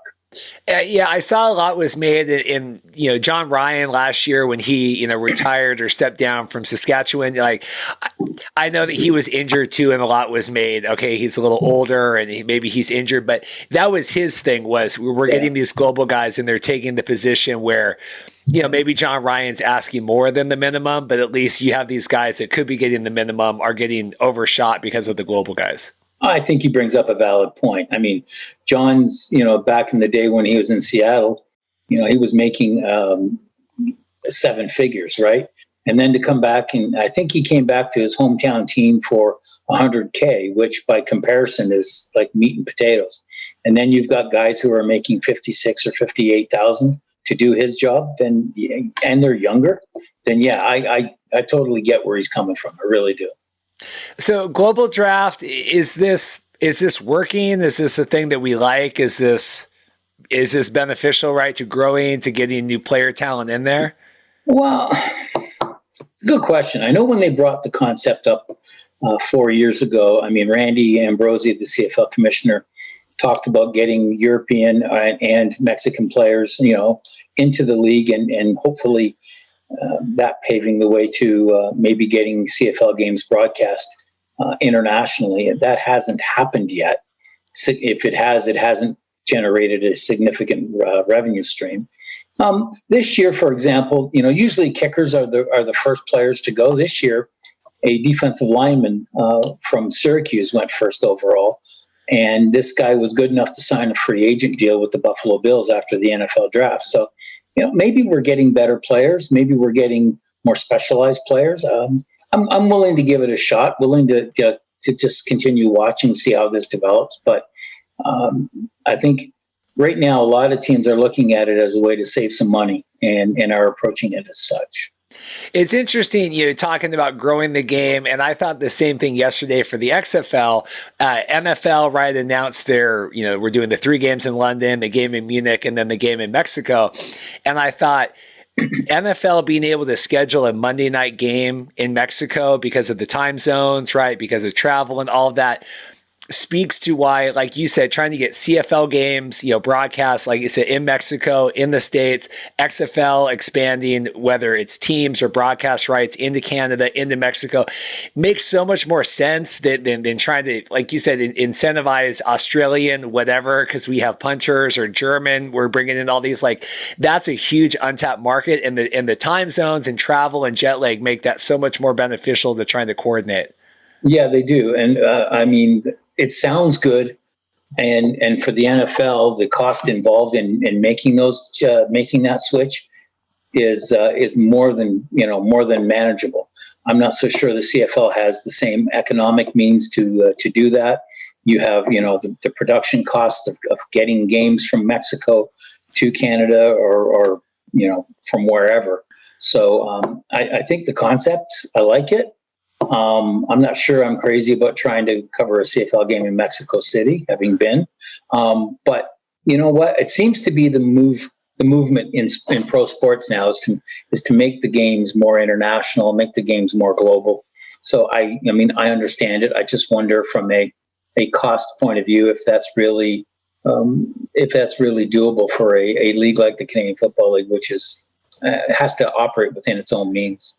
Yeah, I just would like to see, at a minimum, more wider broadcast rights, and even in the States, being able to watch. Like, it's so hard for me on ESPN to find some of these games, and it's like I'm the diehard that's trying to cover it, for this. Like, if you're someone casual, it's not even on your radar in terms of trying to track this stuff down. I mean, I remember watching, NFL Europe just out of curiosity, and I did for a little bit, and then I'll be honest, my interest would wane. And it's the same with all the other startup leagues. I watch out of curiosity, but my interest, I will admit, my interest wanes pretty quick. So we had the main event, right? The big CFL draft. Yeah. It was curious to me that the CFL, them broadcasting on YouTube their global draft with Marshall and all that, got way bigger viewership. Like Mark with News Hub got decent viewership on YouTube for the CFL draft, and their 3-down broadcast as well. It was surprising to me that the global, I know CFL put that one on their channel, but it seemed to garner more viewership. It's always interesting to me how low the CFL draft interest is until, it's kind of explained to me, right? Okay, these are a lot of like secondary positions. Maybe you have guys that aren't even going to make it into the league, right? Like John Menchie, which is kind of interesting. Thoughts on the CFL draft this year? Well, I mean, the person who went first overall was no surprise. He's somebody that we had been trumpeting as the favorite to go first overall since the combine, and he was Terrell Richards was a compelling story, having gone to the transfer portal and not playing football in 2021. I can't explain why the draft doesn't do better on TV. I know this year it was 2 hours to do the first 2 rounds, and it's funny, after you watch the NFL draft, and it takes them 3.5 hours to make 30 plus picks on Thursday night. The fact that it takes 2 hours to make the better part of 18 picks. I mean, there was way too much time in between, too much talk, too much lagging, and it really takes away. And I mean, I'm not saying I know all of these guys, but I know enough about them that I really don't need to hear it rehashed for 2+ hours. And I don't know. I don't know how you jazz it up. I don't know. Maybe you go live with it, but I think they're afraid to go live because there might be just us and that's it, right? And family. So, and then, like I said, there's those production costs. But I mean, I'm always intrigued by drafts because you get into the nuts and bolts of them and who's picking why and who, who sees who as being this. And so, yeah, I mean, but, they're not, I'm not the person they're trying to attract. So I get it. But I don't know, like, who is that person then? Because if you're not, if you that covers it isn't, and like, it's a struggle there. I don't even think you can watch it in the States, because of the TSN, right? I don't know who it's even produced for. I know Farhan was on there. I think Dwayne Ford was on there. David Sanchez was on there. And Marsh as well. Yeah, I mean, we're putting the work into it. I just don't know. It's like the XFL right now. Some of the decisions they're making, it's like, I don't know who they're trying to attract. Like, this isn't for the hardcore, but it's not for the casual. Weird, all the moves ahead of time, like, Edmonton trading back. I mean, it did feel a little bit more NFL-y just in terms of like, hey, we got some movement day up. Any thoughts about all of that pre-draft kind of movement? Well, yeah, it's interesting. I mean, I'll be honest with you. I'm glad they do it during the day and they didn't do it the night of the broadcast. Having gone through that just makes, from a reporting point of view, it just makes a very hectic night. This year, everything went as you would expect, and I think that's because all the heavy lifting was done during the day. I mean, we wondered a week ago whether Chris Jones was going to make the pick or whether he was going to trade it. And I thought Danny Machocha did a very, very good job of positioning himself both in the global draft and in the Canadian college draft to get Canadian content. I mean, he got arguably the best player in the draft. He got another first-round pick, and he picked up a really good Canadian receiver. And he made a deal with Winnipeg earlier in the day. And sort of improved his Canadian content that way. I mean, I thought he did very well. I have no problem with the deal's coming during the day of the trade. Bring it on. I don't need the drama. And, all of a sudden, I didn't want to hear, all right, Montreal has traded for the number 1 pick with Edmonton. And then you're scrambling to find out what the details are while you're waiting to see who Montreal is going to pick. I mean, you know what? The NFL does a good job of that, but they don't tell you exactly who made. All they do is they tell you is so-and-so traded up, and then you wait later in the broadcast to find out for what. It's hard to keep track. I mean, it's hard. It really is the hardcore fan kind of thing. I mean, I couldn't imagine Dorothy trying to watch because you see, the Eagles traded up or whatever with the Baltimore, but you don't know. Yeah, the 22nd pick, then you see, okay, now it all kind of makes sense. Or we had players traded ahead of time, and then that was kind of all finalized day of. It's I mean, the NFL draft on Friday night. I mean, for example, John Mechie gets drafted, and he gets drafted after the team that drafted him, Houston, traded up to get ahead of Baltimore. And I get the reason why, but when it happened, that exact reason or that exact second, it's like, holy crap, now I got to try and write this as I'm waiting. And you know what? Let Chris Jones and Danny Machocha and Kyle make all those deals during the day, all they want. I'm more than happy to write little briefs about who made the trade and then let the draft itself go as it's expected. So but that's a purely selfish point of view. So I'm Steve Carell in the office here. Can you please explain it to me like I'm 5, how John Mechie gets drafted by both the Texans, right, and the BC Lions? Sure. John Mechie finished the year as the top-ranked prospect for the Canadian football draft, and justifiably so. But before the draft, he got taken in the second round by the Houston Texans. The mere fact that Houston took him so high suggests to you that he is definitely in their plans and definitely will be given an opportunity to play there. So if you take him high in the Canadian football draft, you're spending a pick on someone who's not going to be here for the foreseeable future.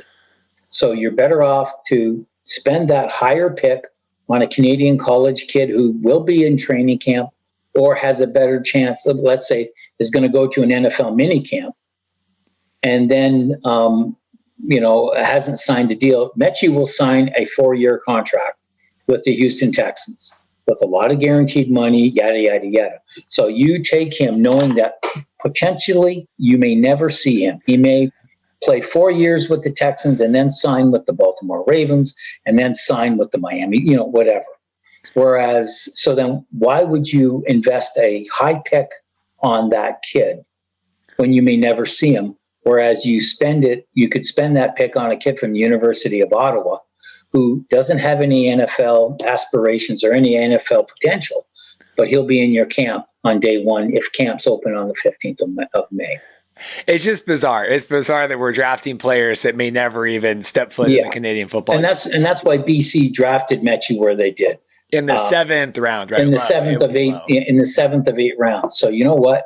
If John ever becomes available, then BC hits the jackpot. If he doesn't, a 7th round Canadian college kid is going to be, I'm not going to say he's not going to make your team, but he's tooth and nail to make your team.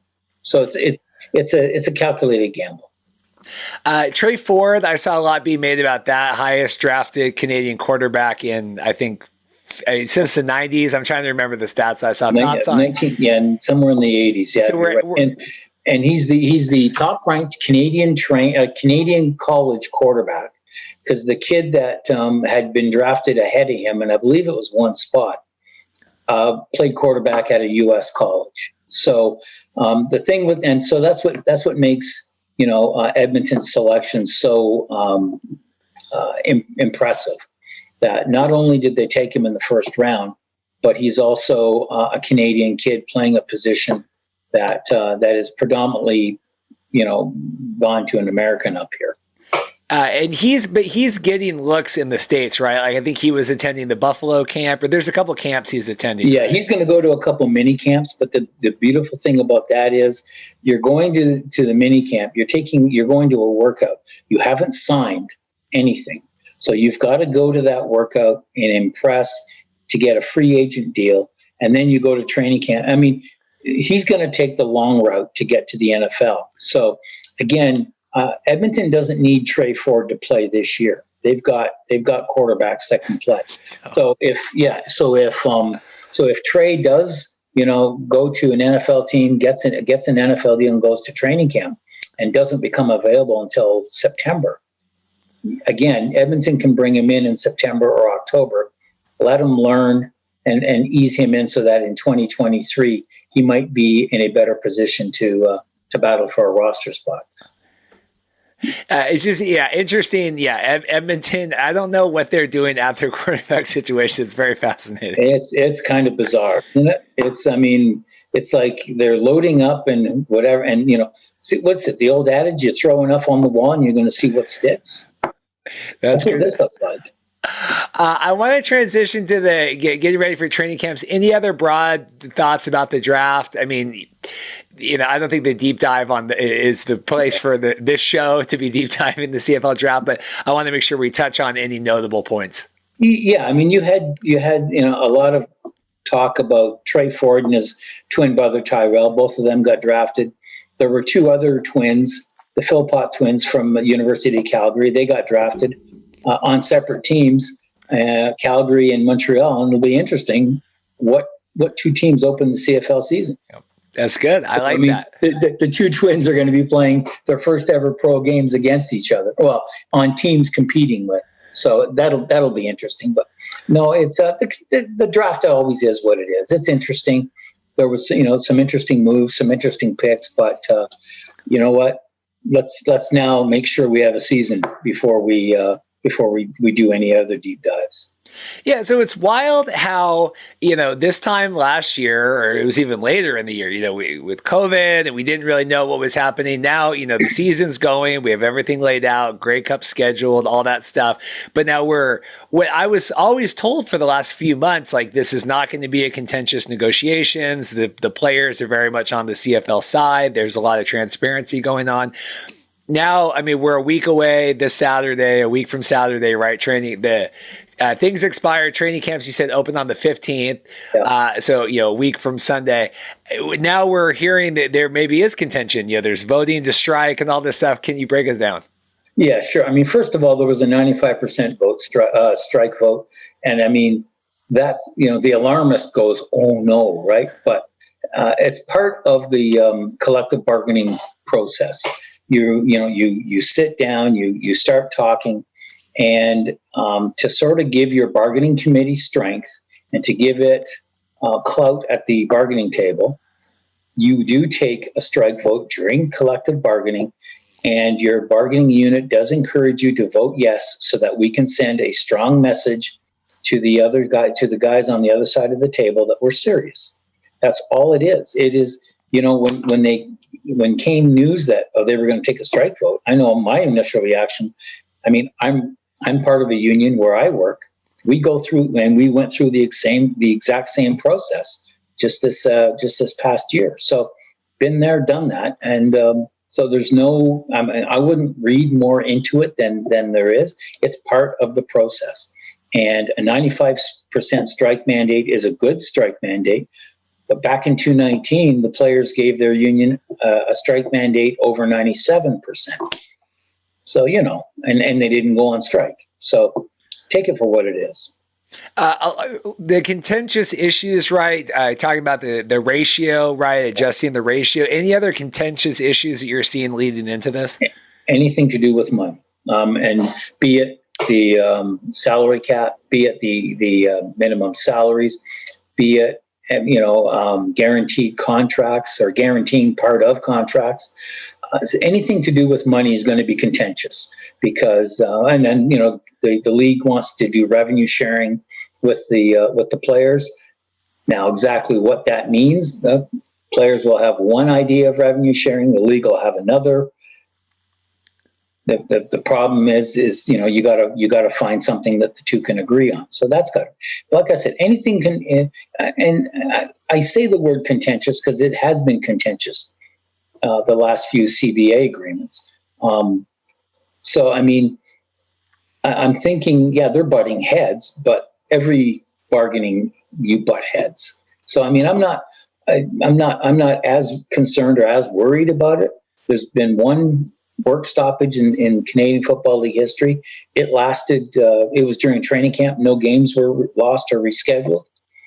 This is a situation where neither side can afford a full-blown strike or a full-blown work stoppage. Let's not forget, if the players don't get paid this year, it's the second time in 3 years that they've not received a paycheck. And even last year, they received 14/18 of their regular pay. So let's, I mean, I'm all for, the CBA process and negotiation, but let's put it in a little perspective first. That's all.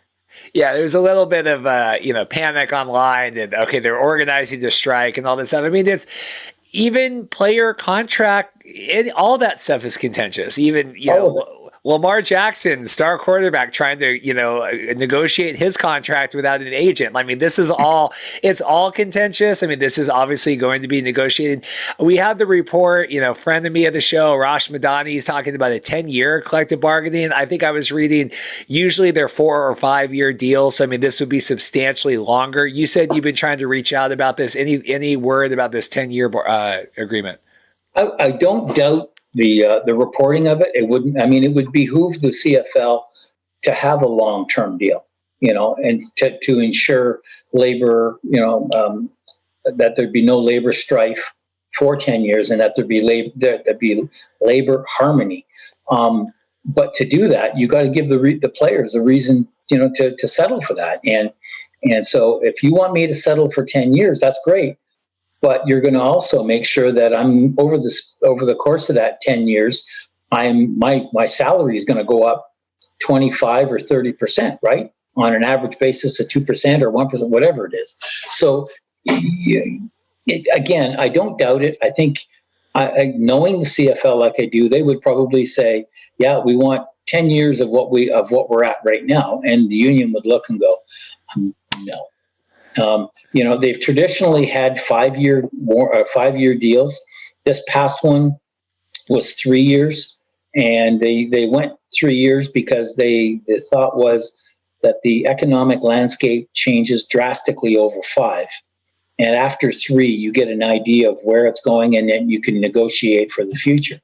I would be stunned, and I would bet my mortgage that there's no way they agreed to a 10-year deal unless the league guaranteed that there would be, significant increases in pay, in revenues. I mean, how can you put a 10-year deal on the table when you don't even know what your revenues are going to be like down, 5 years down the road, let alone 10? So I'd be I think they probably tabled it, but the players would look and go, yeah, okay, thanks.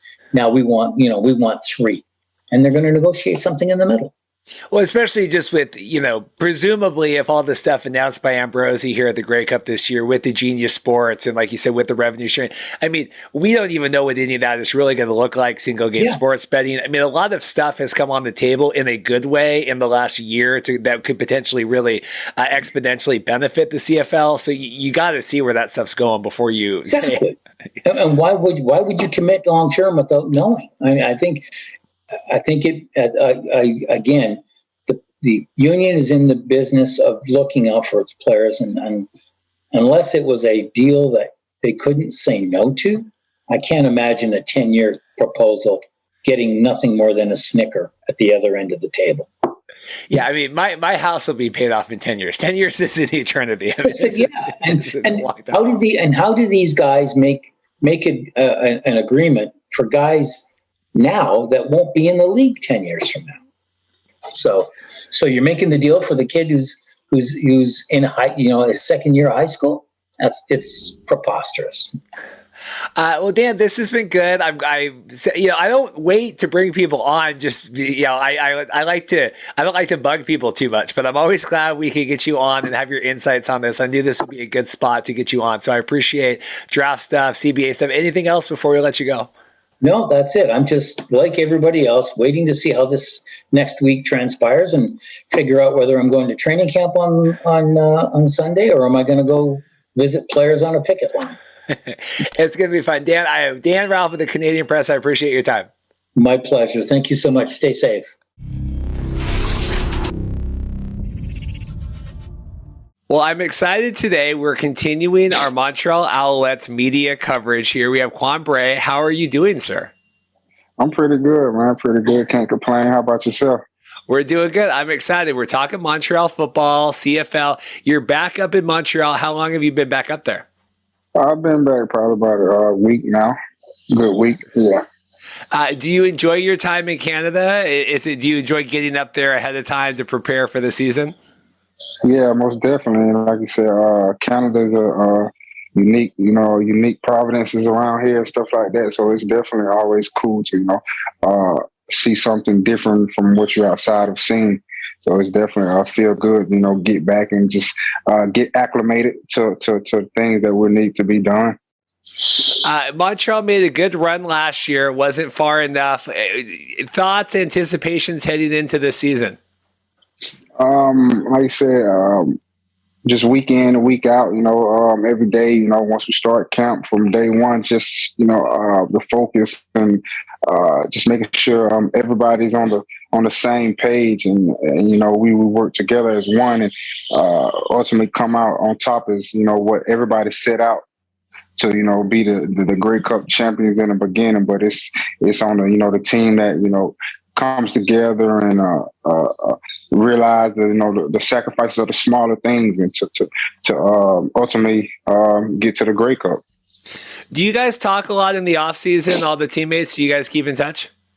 Yeah, we keep in touch here now. Vernon try to, as far as offensively and stuff like that. Vernon try to get the guys together at least once on the off season and get out there and throw and just get back reunited and bond with each other. Were you part of that big camp he had out here on the West Coast? Was it like a couple weeks ago now, 3 weeks? Yeah, a couple weeks ago. I actually didn't. I had some stuff back home that some family issues that I had to take care of, stuff like that. So I didn't really get to make it out there. But like I said, Vernon will be up here tomorrow, so we'll make up for that time lost. Yeah, that's good. Yeah, I didn't think it was. That's why I asked, because I was talking with Will Stanback's been on the show and Vernon's been on the show. I didn't think you made your way out there. I wanted to make sure. Talk about that though, having someone like Vernon as a leader, kind of willing to do that. Willing to take the time out. Like you said, he's coming up, work with you that way. The leader, in the clubhouse that he is. Just the growth. As far as this is my would it be my second kind of full half season, I guess, with the COVID and stuff, how we manage that. But just seeing Vernon growth, from when I first met him until now it's phenomenal just to see, the leader that he's becoming and doing those type of things like that is what leaders shall do, and once you have somebody like that, that's, leading you have no choice but to up your play and up your level of focus and just to be on the same level as him as well. Talk about the city of Montreal. You're up there now. What is it like? Do you like living up there, being a part of the community? Yeah, most definitely. Like I said, different league and whatnot, but it's always good to build off our platform that we already have, with being professional athletes and stuff around here. And, a lot of people in the Providence and in the area, the kids, even the older people just kind of, we give them something to look forward to and to be that fire for people it's always good, and to be able to do those type of things. Do you enjoy that? The CFL is a little more accessible, right, with the fans and the players, and you guys hang out with the guys in the stands, kind of all that stuff. I mean, do you enjoy that camaraderie with the fan base up there? Oh yes, most definitely, man. Like I said, this all comes with the love for the game, and just the bonding and the communication and stuff like that with the fans is what we do. There's been a lot of talk in the CFL offseason about, fixing the rules, fixing the game, all this kind of craziness. What do you love about the CFL game? What is it that you enjoy the most playing? Like I said, I would hope they want to change, too much from what's already been going on. Just because, like you said, CFL is a CFL for a reason. You know what I mean? And the uniqueness of the 3 downs. The 3 downs is just have you on a different focus level. You know what I mean? And like I said, I don't think they should. That's not my say so on what they should do. As far as with the rules and stuff. But like I said, with the CFL, it's a lot of little things, that I like. Of course, the waggles and just the 2 downs. You know what I mean? The 2, the first and second down. You have to be on. You just have to be on a different level of focus. Honestly. Do you find that, and I talked with Bill Stanback as well about, having it be the 3 downs just puts a lot more pressure on you guys, right? Especially as a receiver to, go out there and deliver. You guys, it's a more nuanced, and the margin for error is a lot thinner, right? Yeah, most definitely. Like I said, first down, if you get no yards, it's still 1st and 10. You only have 1 more down to get the first down. And like you said, you just have to be productive on the first down type of deal. And like I said, that comes into play with your level of focus. Honestly, because it's no just going out there and, I get it on the 2nd down, 3rd down. No, it's like right now. What do you, when you're not preparing for the off season, when you're not getting ready, what are you doing to kind of spend your time? What do you do outside of the football world? Man, honestly, still been trying to, find other things I like to do outside of football. Sometimes, I like to just be out in the nature, honestly, just universal, universal feeling of the universe and those type of things. I like to just hang out, man, chill, honestly. Like I said, try to rest as much as I can, because I know, like, when it's time to go, it's time to go. Be around family a lot, honestly, just, keep that bond with the family. It's always good, while you got your family here, cherish those type of moments and stuff like that. And honestly, like I said, I'm a kind of a boring but fun guy when it comes to that, You don't strike me as a big outdoorsy guy. You're outdoorsy? Yeah, kind of though. It's just, kind of give you peace of mind. You know what I mean? Just like on a couple of walks and stuff like that. I just kind of started that actually, but it's been pretty good for me, I think. Besides Vernon, what other guys are you looking forward to bumping into here now that the season's getting underway? Oh, actually, man, like I said, really, I'm ready to just see, everybody see, what everybody's been doing on the off season, seeing like, just the guys around me, Jake, Gino, Reggie, our whole core, our whole offensive core for sure, defensive guys as well. But like I said, I'm just really ready just to see everybody come together and bond and just try to continue on the little success that we've had thus far, which is not much, but, we still trying to build.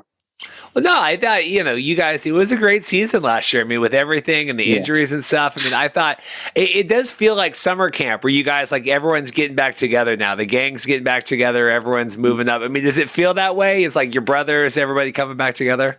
Yeah, exactly. And like I said, with, the COVID year, the COVID year had slowed a lot of things down. Guys wasn't, coming in, with a whole year off. Me and myself not, being as productive early on, But I had a lot of stuff going on, but everything with me is good now. Just coming in like, ready to go and being able to look forward to a whole regular season. You know what I mean? So it's really good. So I was checking my notes here. So you spent just a little bit of time in the AAF as well, right? Kind of in between getting up to the CFL. Just because we're covering the USFL now, they're in Birmingham. What was it like playing in Birmingham and being a part of the Iron? It was like I said, it was definitely unique too. It was a different feel, as far as like just a different league, just up and running, just started, just something different than what I was used to being. But it most definitely was fun, and while it lasted, but for sure. But it kept me rolling, and I had some fun down there in Birmingham. Was that a fun place to play? Because now we're covering the USFL. They have all their games in Birmingham. They're doing this hub season. The thoughts of Birmingham as kind of a football hub that way, city-wise? Yeah, of course. Alabama, Birmingham, Alabama. Like, that's all I went to Auburn. So, Auburn, Alabama, that's all. They don't have a professional team. They don't have professional teams in Alabama. So, only thing they look forward to is, football. You know what I mean? Down south is strictly that, and it's definitely a great city to have, professional teams in, because, that the people look forward to football down there in Birmingham. Goals for the season before I let you go. What are you looking forward to accomplishing here in the 2022 season? Well, like I said, just successful season. For ultimately the Grey Cup. Honestly, like I said, that's going to be everybody's goal coming into camp for every team in the league. But it's on the people who stay consistently and make the plays when the plays present themselves. So the ultimate goal really is like everybody just get on the same page and just work daily. Any fears, hesitations headed into the season? I mean, anything that you put on you that you want to make sure that you accomplish? Oh, me, just come in and be better than I was last year for sure. Like for me, I had a lot of stuff going prior to the last season, which we all did. No excuses or whatnot, but having a clear off season, better understanding of what's going on, and a better feel for my body coming in better shape than I was. So that my goal is, like I said, be way more productive than I was last year, and come in and try to help this team, ultimately build what we've been working on these past years. Well, we're going to be wishing you a lot of luck. I love the Alouettes, had a lot of your friends on the podcast. So best of luck, and thank you so much for coming on to take some time today. Yes, sir. I appreciate you, man. I appreciate you having me. Thank you. Well, I'm excited today. We are going to learn alongside, our listeners are going to learn alongside me. We have the voice of the A7FL and producer Matt Ryan. How are you doing? I'm doing fantastic. I am so excited to be here to talk about the A7FL and give your listeners a little bit of an understanding about what we do every spring for the last 8 years. Well, I'm excited because, we cover a lot of these fluky Duke leagues, and we have like the Major League Football right now is they've been trying to get off the ground, the last 10 years. And I get all these questions about stuff. We're obviously trying to promote CFL, other leagues outside of the NFL. Here you guys are, 8 years. Trust, it's going to be here, right? You have a reputation now. So I'm excited to kind of dig into this so we can learn alongside it. Awesome. Yeah, no, there's a lot of great football out there right now, and there's a lot of opportunities for the advancement of the sport. I consider the A7FL to be the future of football, the way we play football, the approach we take to a more fan-focused game, a lot more excitement, a lot more big plays, a lot of innovations that even the USFL are starting to take in the way we manage our clock, and we manage special teams, I think, in the most exciting way in spring football. Well, and also, I think you guys do social really well. I mean, that's something that I think the USFL this year through Fox, it's kind of like a one-size-fits-all. They have one or two people kind of managing all these teams. I think you guys have a really strong brand identity. I've spent the last week since we got this set up kind of looking through a lot of that. And so I think, obviously, it speaks to that side of things as well that people are looking forward to. Well, thank you. Yeah, no, we take pride in the highlights we have in this league, and we take a look at what I feel to be the highlight standard, the And One Mixtape Tour. That, to me, is the standard of highlighting your player's strengths. I come from the world of pro wrestling, the world of pro sports. That's where my background is.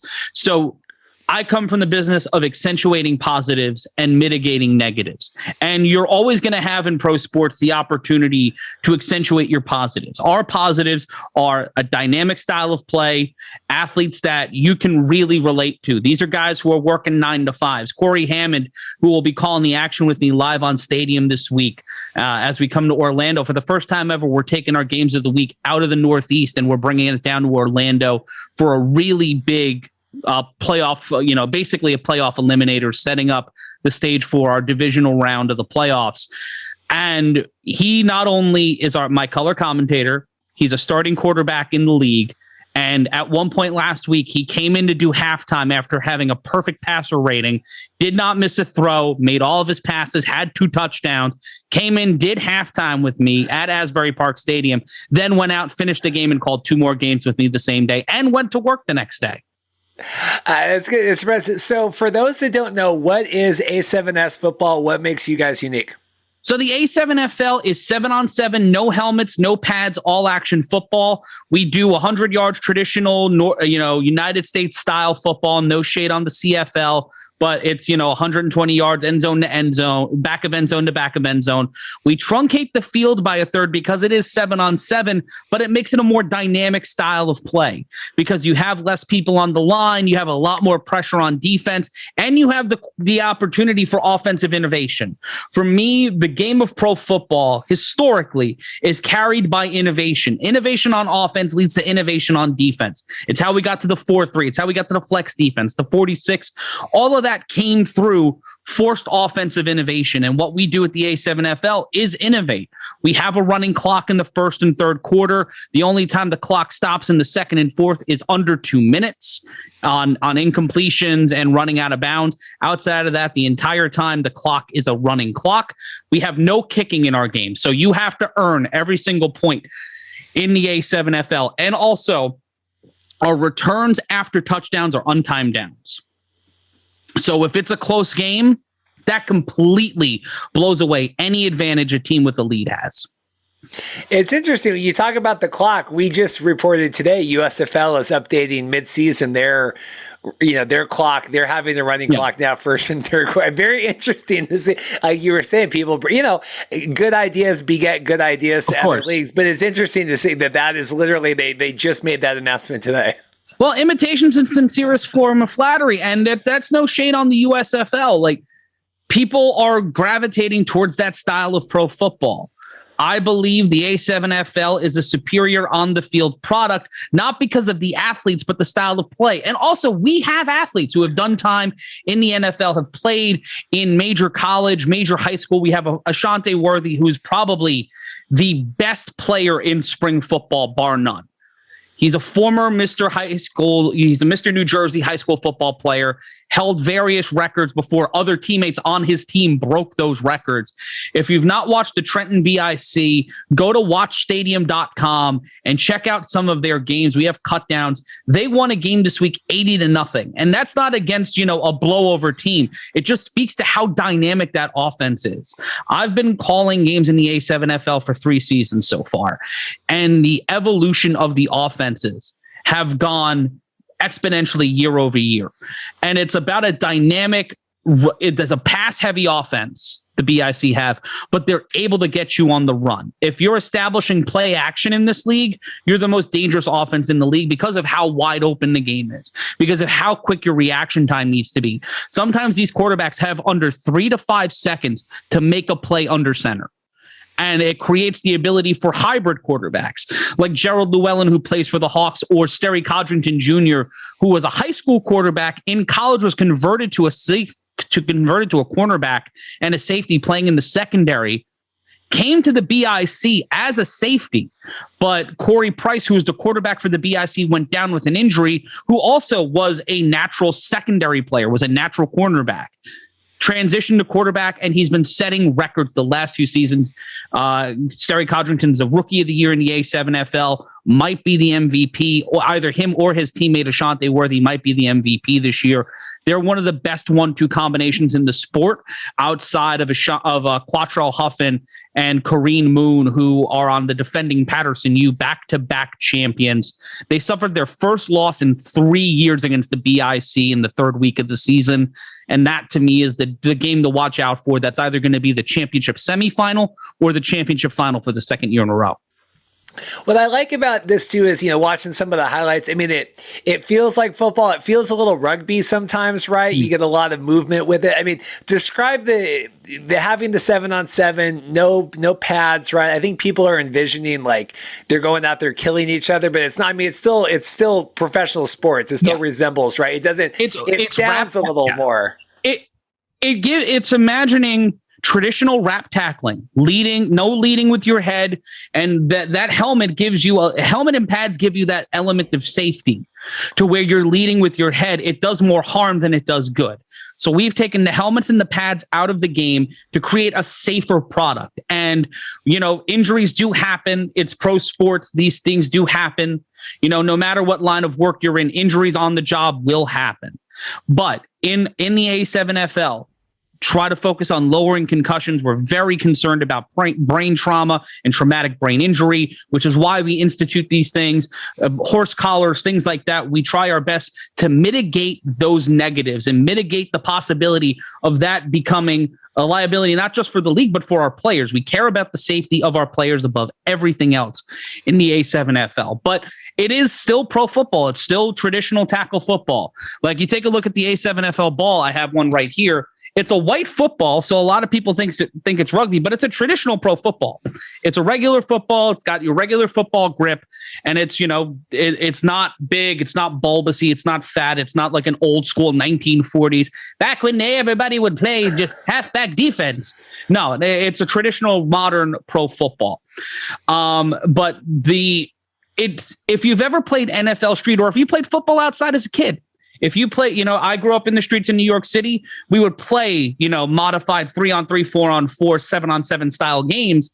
And this brings you back to that. It gets football to its purest form, its purest level of competition. I like that. Hey, so the players that you guys attract that want to play in the A7, I keep saying it wrong, the A7FL, what kind of talent are you attracting for the league?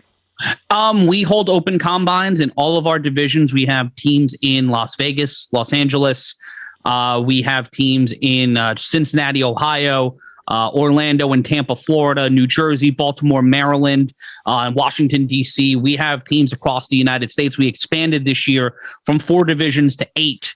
And we're going to continue to expand next year. There's a lot of places. And if you want to bring the A7FL up to Seattle, you can do that too. You can go to our website. If you're watching this right now and you're like, I want to be a part of this, go to a7fl.com/owners and you can fill out the information to bring it to your town. Like, there's opportunity for growth in the A7FL. And it's finding the players who never got their opportunity, who never got their chance.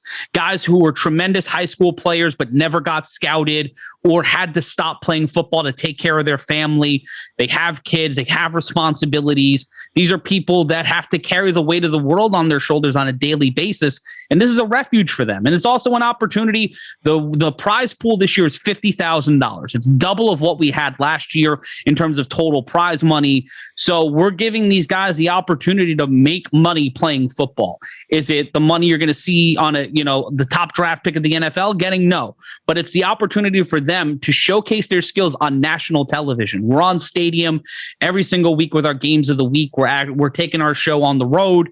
This week, we're going to Orlando for the first time ever. We're going to be live from a non-Northeast city, and that's something I'm really excited about. And one of the things I wanted to talk about today, because we have an undefeated team, a rematch of our Florida championship game, an expansion team who's undefeated, trying to make a statement in a division featuring a team that made it to the Final Four last year.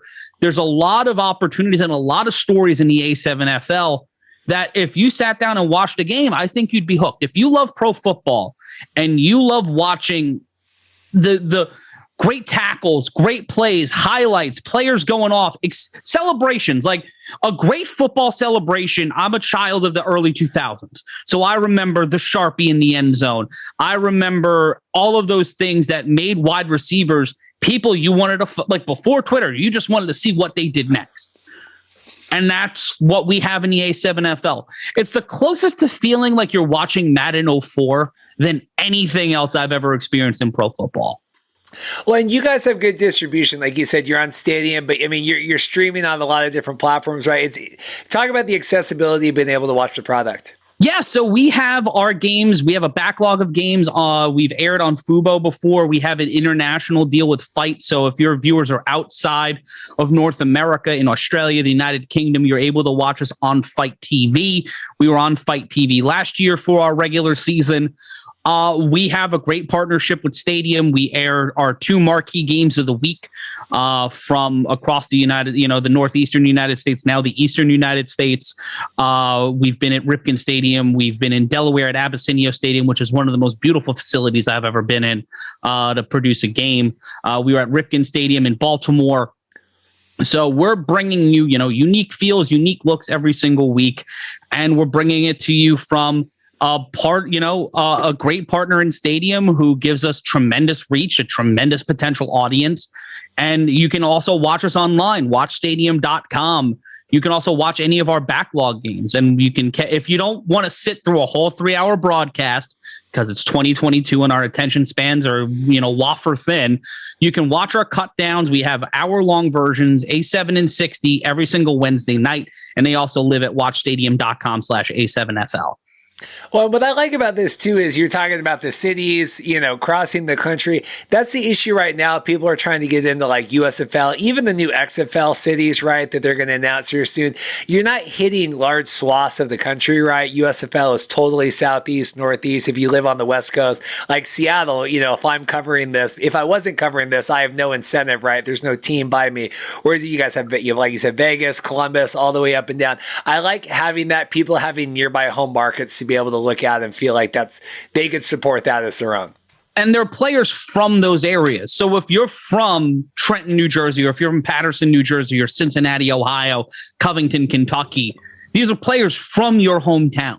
These are people you probably went to high school with. You probably saw them play in high school, or you knew them from a cousin. These are players you can truly identify with because they have stories similar to your own. They get up in the morning, they go to work, they practice, they work out, they come home. And then on Sundays, they're on national television. That's just that little difference between them and you. But at the end, on Monday morning, they're rubbing on some CBD. They're taking a hot shower. They're popping a couple of Advil, having a hot cup of coffee, and going into the office. I like this. You said high offense, right? High scoring. I mean, it feels exciting, right? I see a lot of the social stuff. It's like, this is the most insane touchdown you've ever seen. I mean, it's a lot of kind of memorable moments that way, right? Yeah.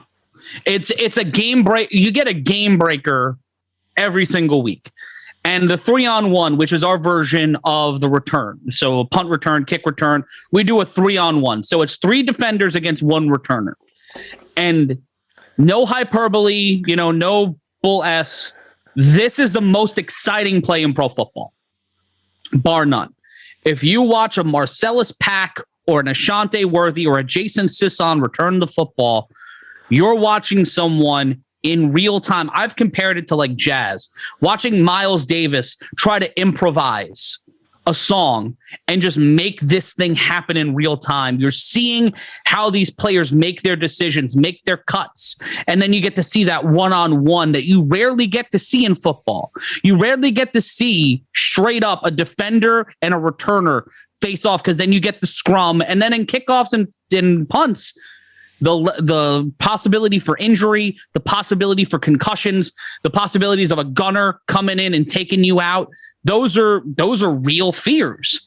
And we've taken that out of the game, and we've also taken kicking out of the game. I love Pat McAfee. I love a great punt. I love a 60-yard field goal to ice a game. But having a 3-on-1 throw-off is more exciting. Making your team play all 4 downs when you're inside the 30-yard line, every down in those 4 downs matter. Every yard matters in the A7FL. You don't need to get to a certain line and then you're like, okay, we're going to bring on Martin Gramatica. He's going to kick 1 and we're going to be up by 3. No, you got to earn it. And also, we have the 1-point and 2-point conversion. So you don't just get a free point. It's not like playing Blitz back when we were kids, the arcade version, where you don't get the kick. You just hit the extra point and automatically you get a point. You earn every single point in the A7FL.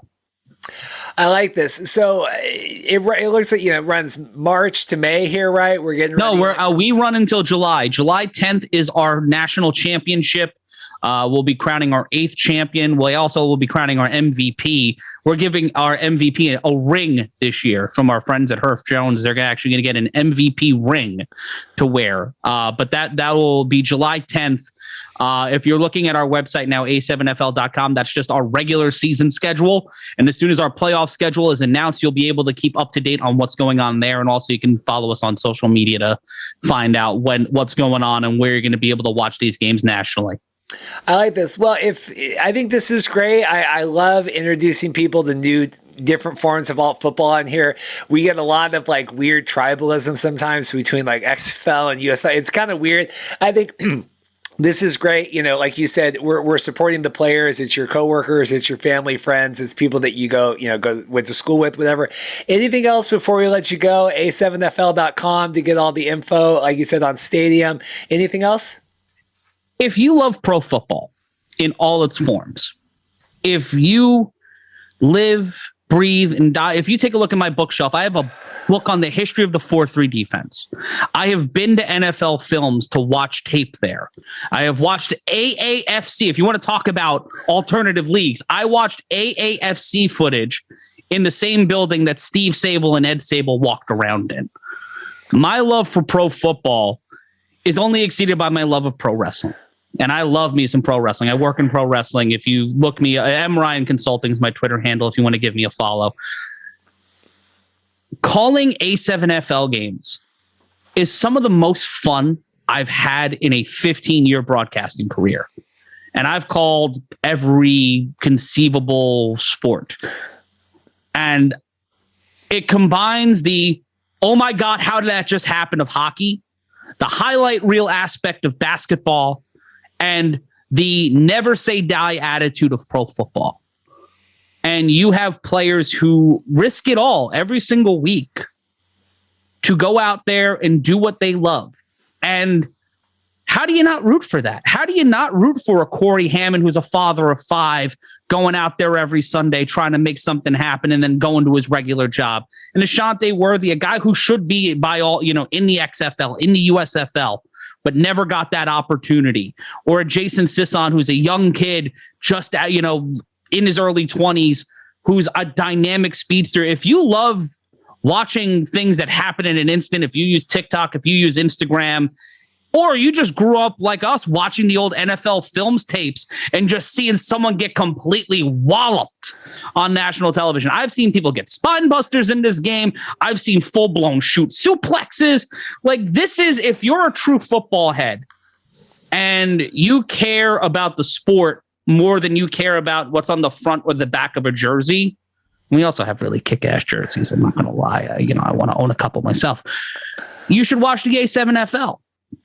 And if you don't like it, or you want to tell me off, tweet me. M Ryan Consulting is my Twitter handle. If you want to call me a douche, if you want to say my commentary sucks, tweet me, M Ryan Consulting. We welcome your letters, but give alternative leagues a chance. Give the A7FL a chance. I promise you, this Saturday at 1 p.m. on Stadium, we're special because it's Mother's Day on Sunday and people want to spend it with their mothers, obviously.